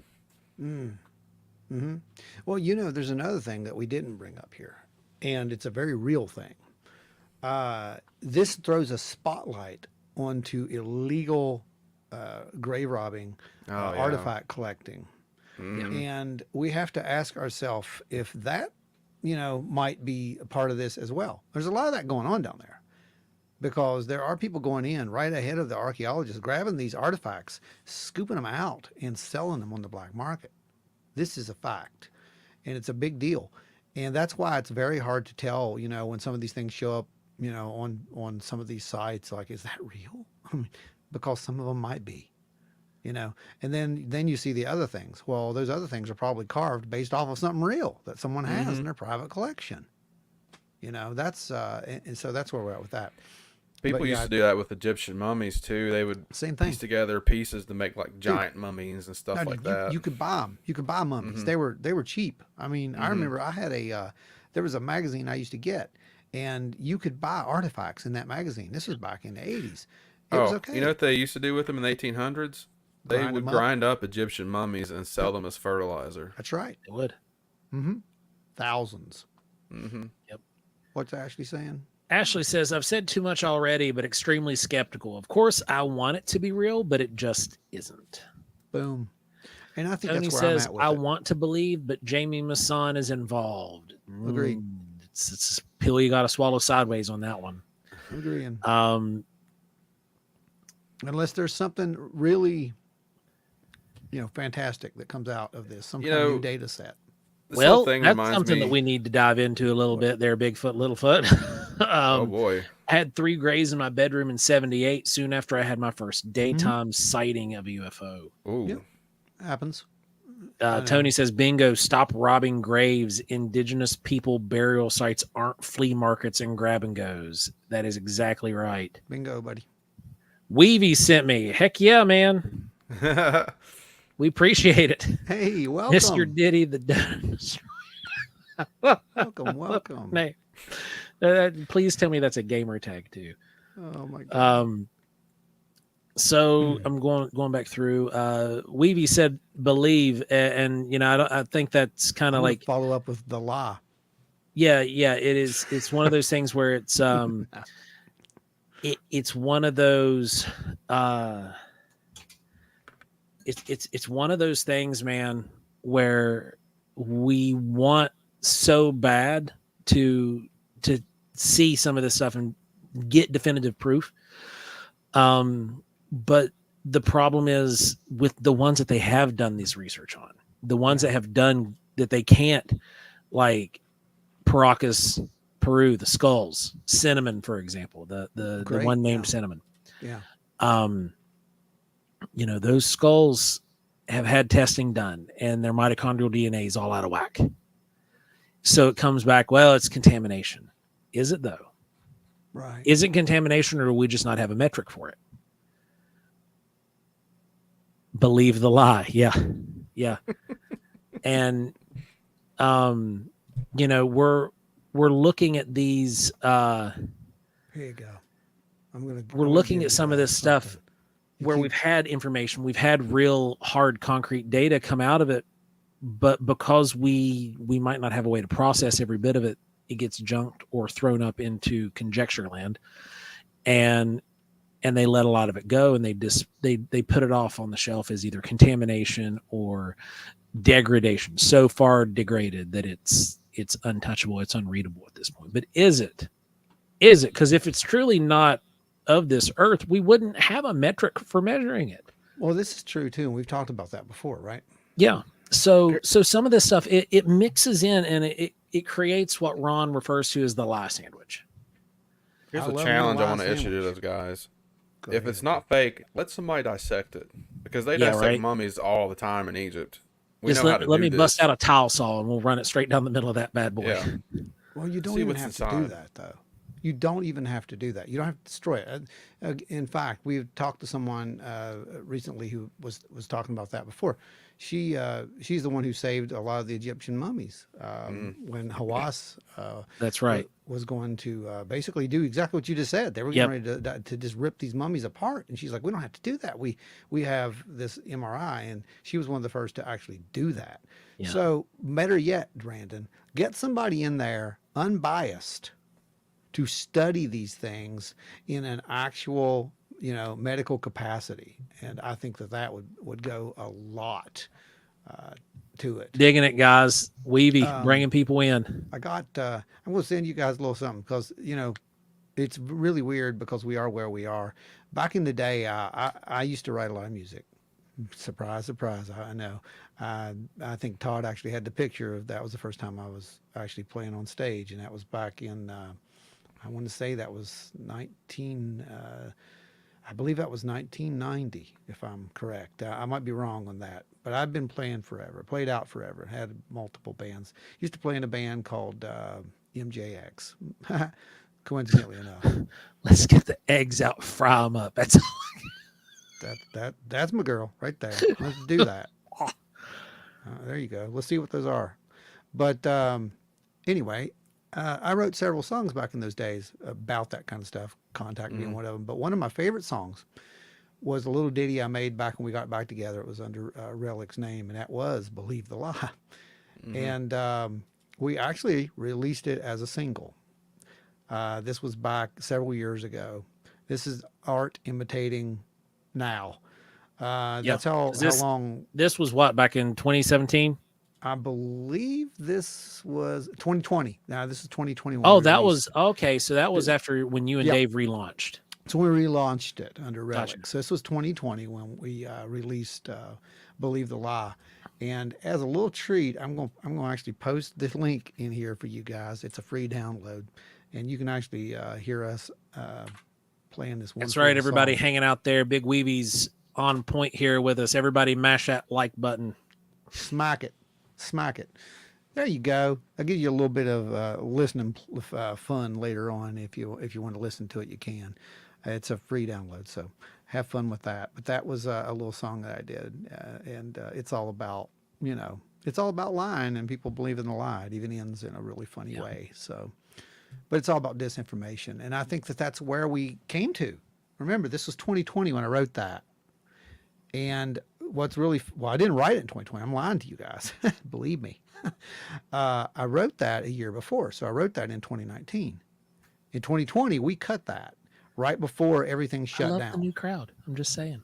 Which is what's really hilarious is we literally the entire world shut down the first night we got to go out and play that live. Damn. Yeah, that's right. I remember. Yeah, it was really just coincident, like the biggest coincidence ever. Because we had a reptile show that day and had to get back early and make sure we didn't stop. Yeah, you had to go play. That's right. Yeah. Yep, had to get you right back, and the very next day everything went lockdown. Yeah, pretty much. And then we didn't play again until after everything came out of lockdown, and that was at the stadium down here, and that was the last show. But yeah, I just thought that was really funny how these coincidences just seem to follow, this whole thing. And just smack the like button like it owes you money. That's right. Do it. And don't forget, subscribe, hit the notification bell too. That way, anytime you get new content being dropped from us, you can get out there and grab it. Big Weevy, drop us your channel as well in here. That way we can give you a shout out here. And get some of our folks jumping over on your page and subscribe as well. Scott Daddy. Oh, we got Scott Holbrook here, super chatter jumping in. It is time.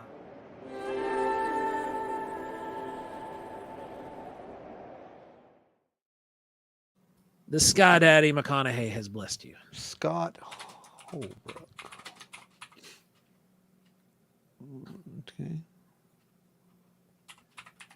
We appreciate it, brother. It's folks like you who keep this show free and keep us from having to, added to the roster, run all kinds of sponsorship stuff and keeping commercials off of here. Adam Good, Teresa of Teresa's Haunted History of the Tri-State, Dewey Edwards, James Boggs, Spooky Appalachia, Larry Hose, Guitar Chains Craig, Travis Rednick, Jeffrey Still, Russ Bailey, Chris Coots, Ada Cox, Nancy White, Scott Holbrook. Thank you, each and every one of you guys. You are what keep this show rolling. We appreciate you guys so much. Keeping it free for eons and eons to come. That's exactly what you guys do. We're going to keep making this stuff as long as you guys keep We got listening to it. Tim Hennessy in the chat. What's going on, man? Welcome, my friend. Welcome. Welcome, Oh. welcome, welcome. Hey, so how many of you guys... Wait, Larry Hose, Sky Daddy salute. Mega Larry Sky Daddy Hose, salute. brother. Get Appreciate Larry. you, man.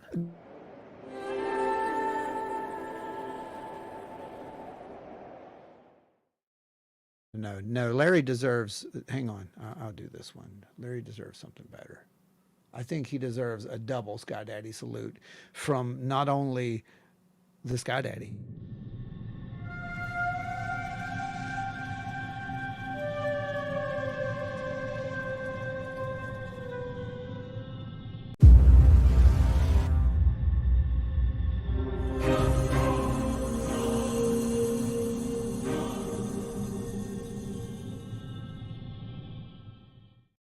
You have We're been eventually blessed. going to have to get one with like all the cryptids and McConaughey Oh, we are. pop up.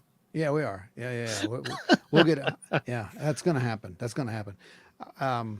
I saw. I mean, they all merge into Matthew McConaughey, and then there's one world religion. Oh God, no! Don't do this.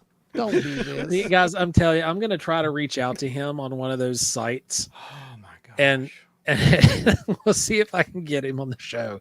Hey, I've had dinner with him before. I swear. Like the We Are Marshall movie. We all went and Yeah. ate at a big catering thing. And I was in that movie in like 3 or 4 places that you'll never recognize me in. Yeah, that's some funny stuff right there. If that happens. Rowan said, "This is my son. He's 3. Who is that guy? He just came out of the clouds and then went back into them." That's what he does, Rowan. That's what he does, brother. He is amazing. Rowan, I appreciate you watching. Big Weavy A, and we appreciate Big Weavy bringing all his people over here and supporting the fellow Super West Virginia huge. fellas, and Thank we you. will return Oh, the yeah. favor as well. Like I said, send us a link to your channel, man, and we will we'll make sure to give it a shout out. So, how many of Get all McConaughey these- at the next Wild and Weird Con. Yeah. That's funny. So, how many of you guys are going to be at the world famous Mothman Festival this weekend? Anybody who's somebody's going to be there. Anybody who's somebody? It's where all the cool kids are going. That's right. It's where all the cool kids are going. Let's get a head count. I want to see how many of you guys out there in listener land and viewer land are going to be there. Herb says, so what's the channel about? What kind of, well, tonight we were talking about some of the stuff that's been running around the news this week with these alleged mummies coming out of Mexico. There were these alien mummies, alleged alien mummies, but they're kind of, this stuff's already been debunked years ago, and it was a hodgepodge of human remains and animal remains.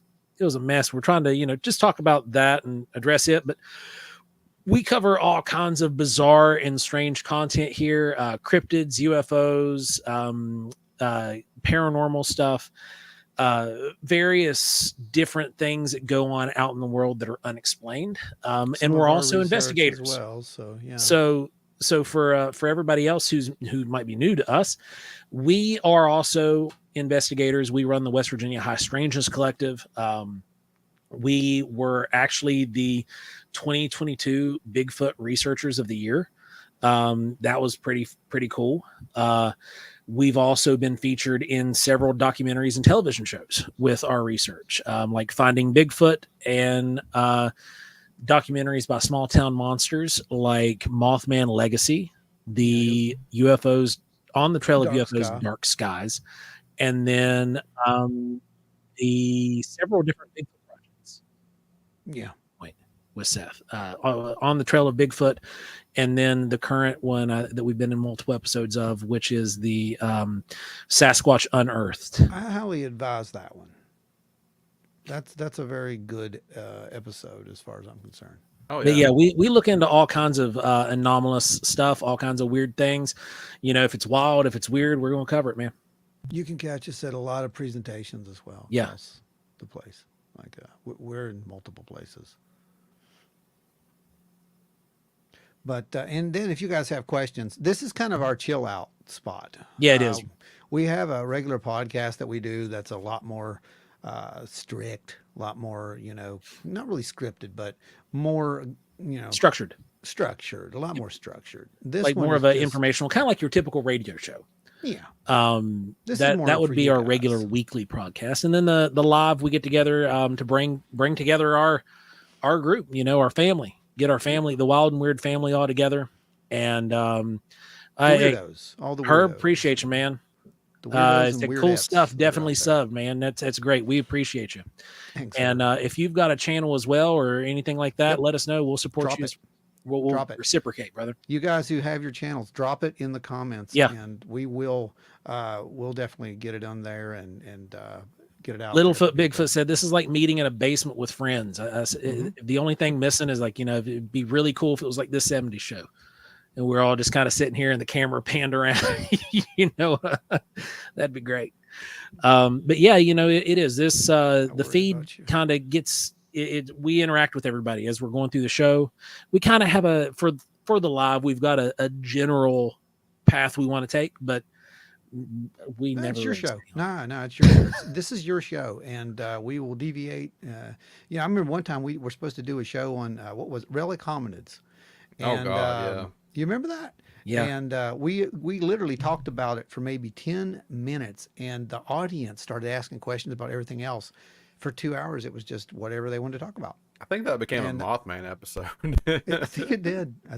It became a multi-cryptid episode, from what I recall, and it was great. Chaco, you're exactly right. Everyone on this panel can say they miss Art Bell. Then rest in peace to the legend. You dead on. Art Bell was a legend, and it's not the same without him. Mm-hmm. Agreed. Like Absolutely it's still agree. good. Coast to Coast still good. Nori's doing okay, but like Art Bell was Well, Nori ain't Art Bell. the man. What's Art to Bell say was Art that? Bell. There's no replicating him. Nope. Yeah. Oh, well, there's the next question. What do you guys think of the Coast to Coast radio show with George Nori? Well, I loved Art Bell. George Nori is, he's got his own way that he does the show. I still like George Nori, but I don't listen to it the way I did the old school Coast to Coast. I'm not as consistent with it. Like I mostly will tune in now whenever it's a targeted show, but he doesn't do as many shows or themed like Art Bell where you just call in and talk about random, kind of like you guys do. That's what this is. with We this get show. people all the This is time. kind of our homage to Art Bell. We let everybody kind of jump in and tell their story if they have one. And we run it for about 2 hours on Thursday nights. We've gone longer a few times, but I still like Coast to Coast. George Nori's he's got a solid product. He's doing a lot more work now with Gaia as well. He's got, I think, 2 or 3 different shows that are on Gaia.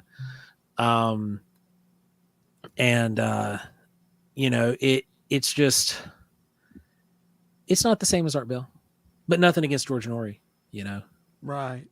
It's Like, definitely more political than it used to be. Yeah. Most things are. I'm a big fan of George Knapp. If you follow any of that stuff, he's the guy that broke the Bob Lazar story. He used to also host Coast to Coast for a time. He I think it was did. Saturday nights. He did it. He still does it from time to time. He's guest host. Yeah. Yep, he's still guest host, but there for a while, Brandon's right. He had like a consistent spot. Ashley says guesting on Coast to Coast is one of my career bucket lists. I'm not sure what else I'll do after that. Yeah.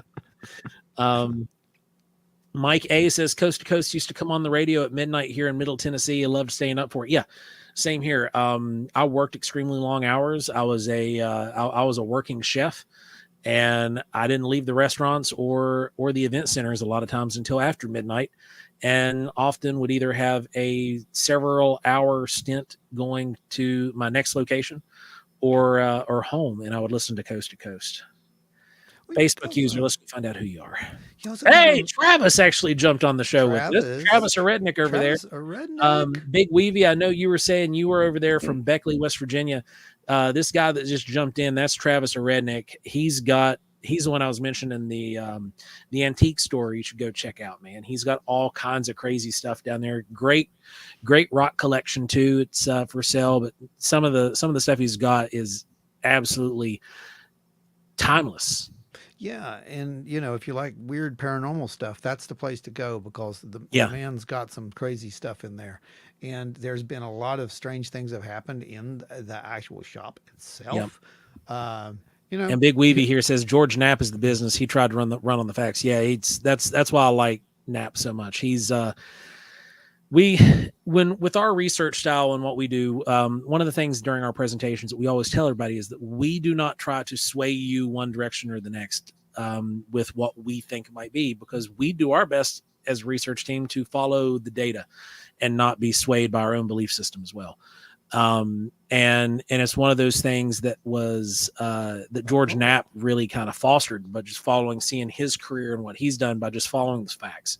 Just present the data, show it for what it is, and let everybody else make up their mind. Oh, look at that! Shane Lorison has an old mandolin she wants to sell. Dang, that's cool. Oh, jeez, that's cool. awesome. Hey, he's over in Beckley. You might want to go give him a shout. Yeah, because you're in Boone. You can just run Route 3 over to Beckley. I actually used to play mandolin back when we did our bluegrass sets before our shows. We would we would always have a bluegrass set before we did the actual electric set, and it wasn't your traditional bluegrass. So you just went full Bob Dylan? We did. Acoustic first, then electric. Yeah, that's exactly what we did. We had a whole hour of Is that Travis's store out Oakwood? Big Weavy said, I've sold some fossils to an antique store out on Oakwood Avenue. That's it. That might be. I wonder if that's it. That might be it. But yeah, so that's kind of what our channel is made up of. We've got about 3 years worth of content. If you're that bored, you can go back and listen to it.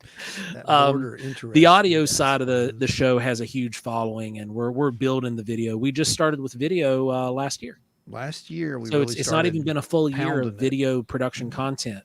Prior to that, it was 2 years of just audio only, and it's been fun. We've enjoyed this side of the show. Name of the store is the Deep End Antique. Yeah, and it's really cool. Big Weavy says, I play guitar, but I'm a metal dude. My grandpa was a bluegrass player. Yeah, I play guitar too. I might need to hit you up. I'll find you on Facebook, or look me up, Joe Purdue over on Facebook. I've got a guitar you might be interested in. We all got those kind of paths to us, my friends. So, yeah, I've got an LTD Eclipse with EMGs in it that I'm probably going to get ready and part with. But so Scott says, I want to make the Mothman Festival, but working 710s in Mount. Oh, brutal. Man. Brutal. Well, so again, who all's going to make it to the Mothman Festival? Yeah, hands up. Ashley says Ron and Brandon are really solid dudes. The information is always good and the opinions are fun. Joe's okay. I can't vouch for him. Oh, man. Oh, that was funny, Ashley. That was hilarious. Well, I know Ashley's going to be at Mothman. Ike's going to be there. Ashley's going to be there. there. Big Weavy said, I'll check you out. Good deal, man. Tony's going to be there. Ashley, Ashley's going to be there. Ashley's going to make it to the Mothman Festival. That's like Mecca for her. I think Ashley's coming tomorrow. It's like Mecca for all the weirdos out there. Yeah. Which one's Joe?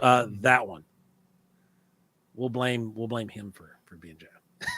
He normally we have our little headers down here on our name boxes, but what's your all's favorite festival in West Virginia every year? We're talking about it, baby. Mothman Festival. That's probably it, man. Now we host a couple that aren't bad ourselves.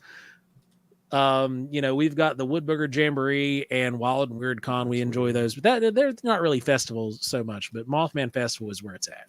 Mothman Festival is the best festival I think that's out there, and And that's, it's again, it's one of those homecoming type things. It is. All of your friends show up. You've got a Speaking ton of people there, and of Mothman, again, like I said, if you want to meet Mothman, it can be arranged because Mothman will be showing up at some point this weekend, Saturday.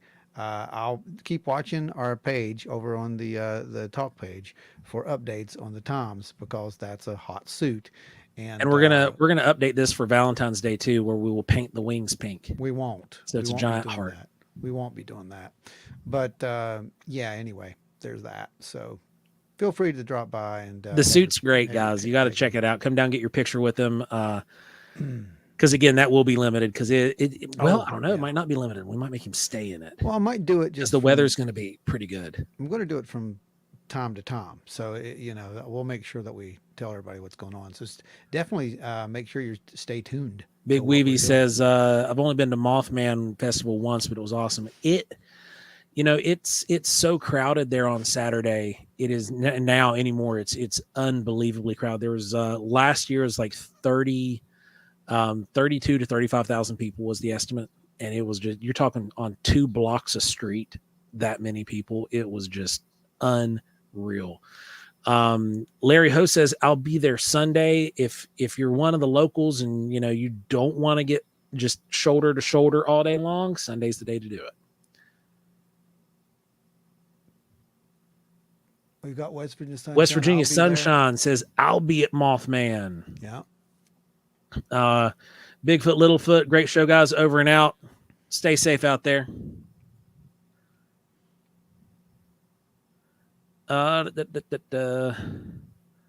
What's up, Big Weeby? Sent me over, dude. We appreciate it. So many folks been coming over thanks to Big Weeby. Then we got Tony says, can we start a circle pit at Mothman? Kidding. Say, yeah, geez. If you start a circle pit at Mothman, I mean, I'm in for it. I'm in. I would jump right in the middle, baby. We'll go. But yeah. It's gonna be a good one this year, I think. Yeah. The suit has new hands now too. So since this weekend. Mm-hmm. Yeah. Okay. Yeah. Yep. Got the. Ashley says it's an intense event. Yeah. It is. It is. Make sure you have plenty. There's of another box of goodies. Yeah.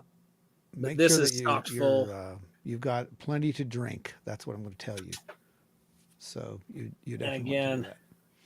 the camera can't pick it up, but this is going to be the Mothman Festival exclusive this year. Retro glow in the dark. This thing is packed with like industrial strength glow in the dark material.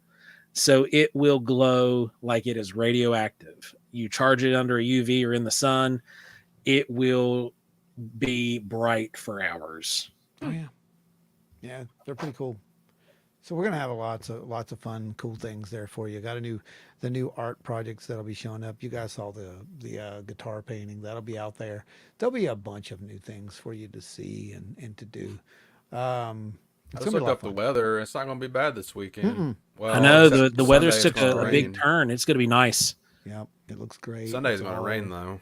It's all coming together. Yeah. No, it's not. No, it's not. Nah. It was supposed to rain on Saturday too. Nah, it ain't gonna happen either. Yeah, it It's was all supposed to rain all weekend, but that got kind of shoved off. Takes Saturday's a going to be lot. really nice, and Sunday. What's it saying for Sunday? 72 and 80%, 82% chance of rain right now. Nah, Oh well, that's Hey, at least it won't be in the 90s this year. ain't gonna happen. Right? It's all good. I'm excited for that personally, because I'm telling you, when it is hot down there on that pavement, boy, Especially right by the everybody's river. Yeah. Yeah, exactly. Like what Andy said. It's not gonna be like for a few minutes. I remember Ron was passed out one year. Oh, it was terrible. That was the year that I did the You did the Fallout cosplay. cosplay. Yeah, Fallout cosplay. The full. Anybody out there in the chat, a Fallout thing. player playing Fallout 76? Oh, Look yeah. up Ron. Yeah. I quit playing it a while back just Okay. because of time. I haven't I played still it for a have it. while. I'm I going to try haven't to get played it for into a it while. again. Since last season, I've been too busy with all Yeah. the show prep.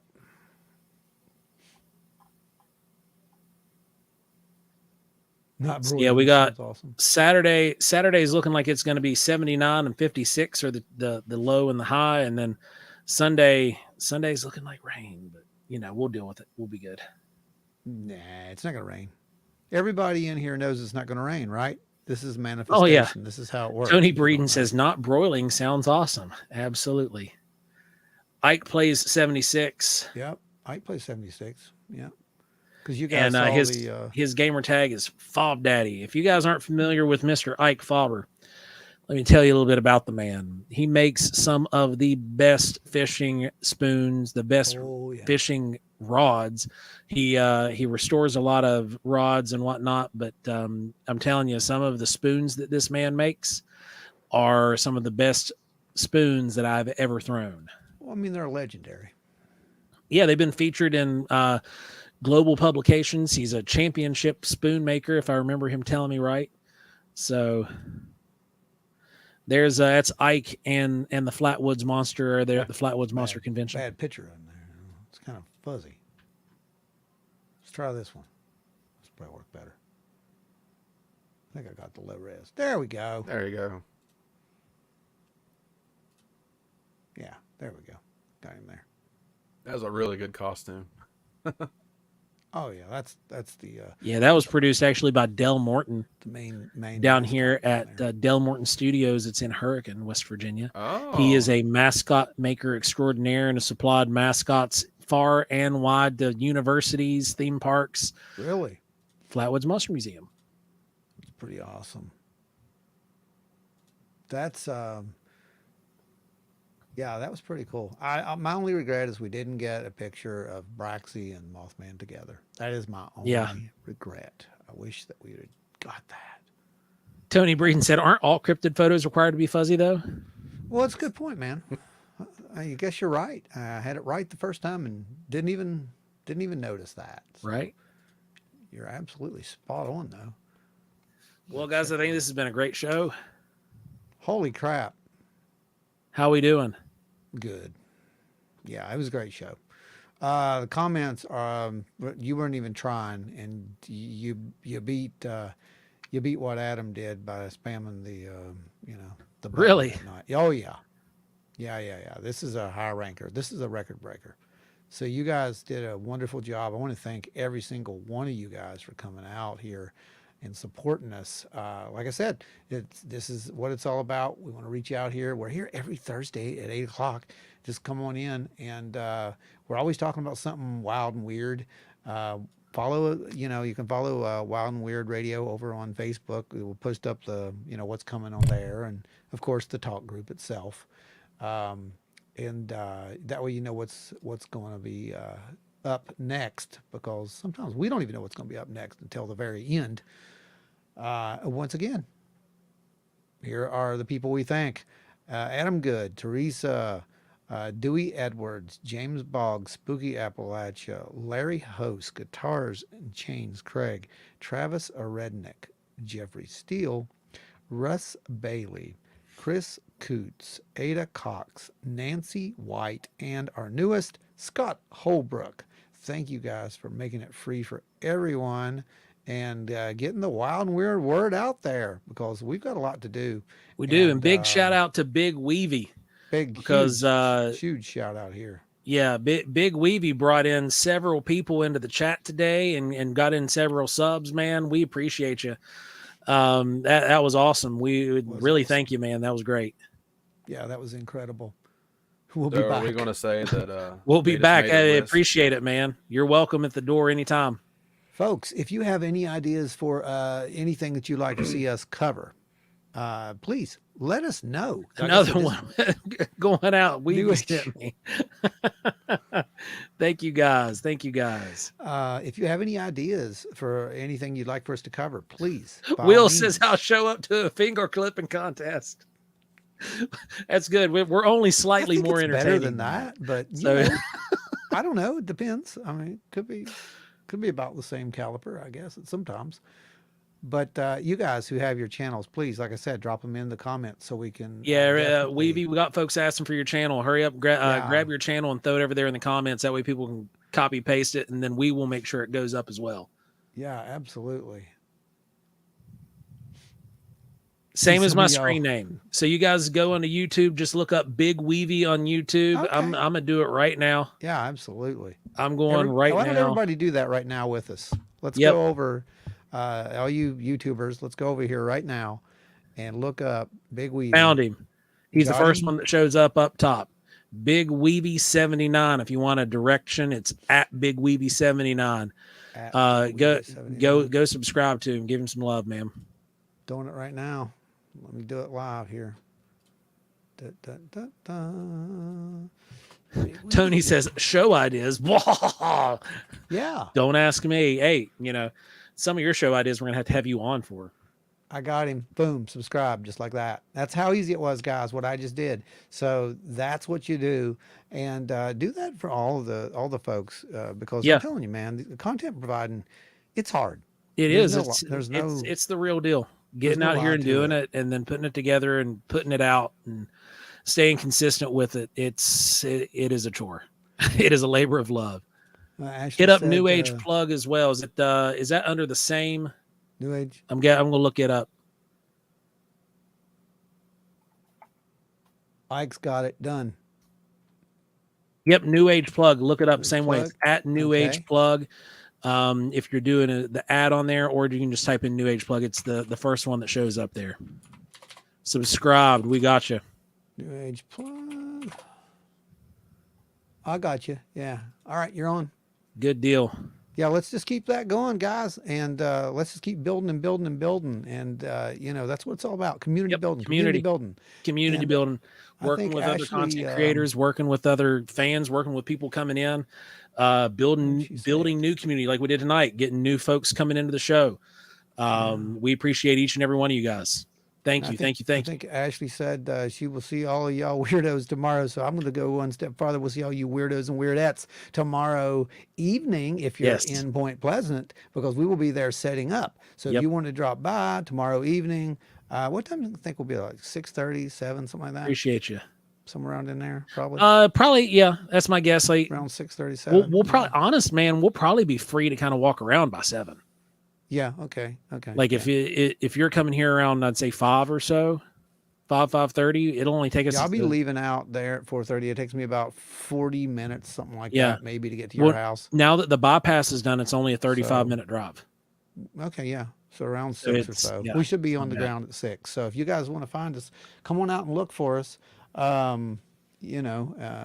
I don't know. I mean, why you'd want to do that. Big but- Weavy says, thanks everybody for coming over and getting away for the drama, talking about some of the folks he was calling over from his side of things. And, that's what we try to do here for everybody. It's bud, give that's you a what we break do. from everything going on around you. Here's what you won't find too much on this station. You won't find us talking about politics.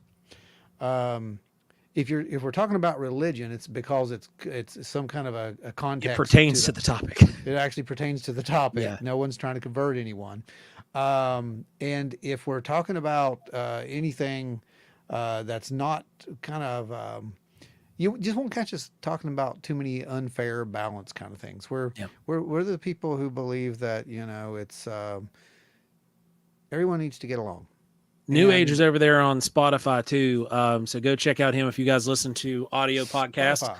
go look up Wild and Weird Radio anywhere podcasts are found, and then jump right over. Go hit New Age Plug up too. Download his stuff every week. Yeah, absolutely. And like I said, it really helps with these the content providing, because man, it's work. It's something that's so easy for the folks who are listening to do. It's free. It doesn't cost you anything but a couple seconds. You show up to listen, it makes it all worth it. Yep. I mean, that's all I can say about it. It makes it all worth it.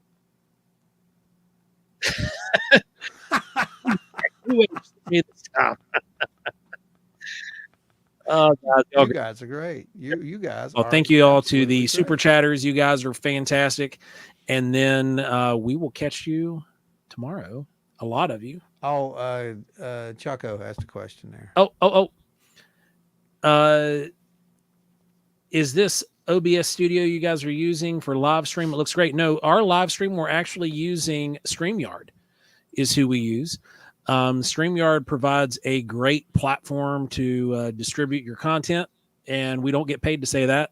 We pay them, but it does make things really easy. If you host a panel based show, they make it so easy to operate, and that's one of the reasons why we went with them was because of the ease of operation and it's really streamlined. You know, it's very streamlined. It's easy to customize, obviously, because you know everything that you see here is all custom. I've made all the graphics for us and whatnot, and it just pops right in. It's so easy. They make it so easy to do. And I love the Matthew McConaughey and the cloud deal. One more on the way out. You got it. Let's give it. Let's do it.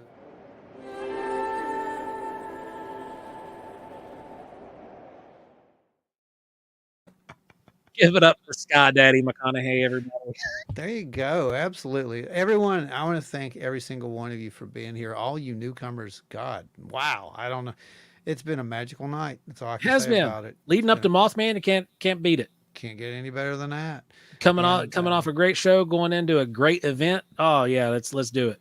Yeah, I want to see you. You guys, please stop by the table. You're not obligated to buy anything. To stop by, shake some hands, and say hi, because we meet a lot of people at this show. And it's always a lot of fun.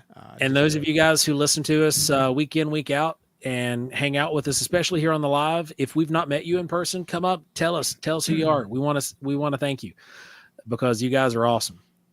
Yeah. I'll probably be recording a little bit of video and whatnot there. So, you might find yourself on like one of our little reels, that goes up here on the show after the show. The show after the show, is that a thing now? Is that what I think so. Big Weavy. Appreciate you stopping by, brother. Thanks, Big Weavy. Okay, everybody. I think that's probably it for tonight. I want to thank you again, like I said, so much for coming out. We'll see you out there. Joe, and remember, take us home. If you come across any ditch mummies, they're probably not real. Stop. Did you just say ditch mummies? Ditch mummies. Okay. I just want to make sure that's what I heard. Stay wild and weird, everybody. Ditch mummies. You know what? That's a funny story because that reminds me. There's a Paracas skull in a ditch somewhere. Oh, yeah. Near your house. I'm just saying. I don't think they found a new alien, Joe. I'm not kidding. Man, I told you this is going to come one. up. This is going to come up. They're going to find I found that a mummy skull. in Putnam County, West Virginia. You watch. This is going to happen. Oh, God. Stay wild and weird, everybody.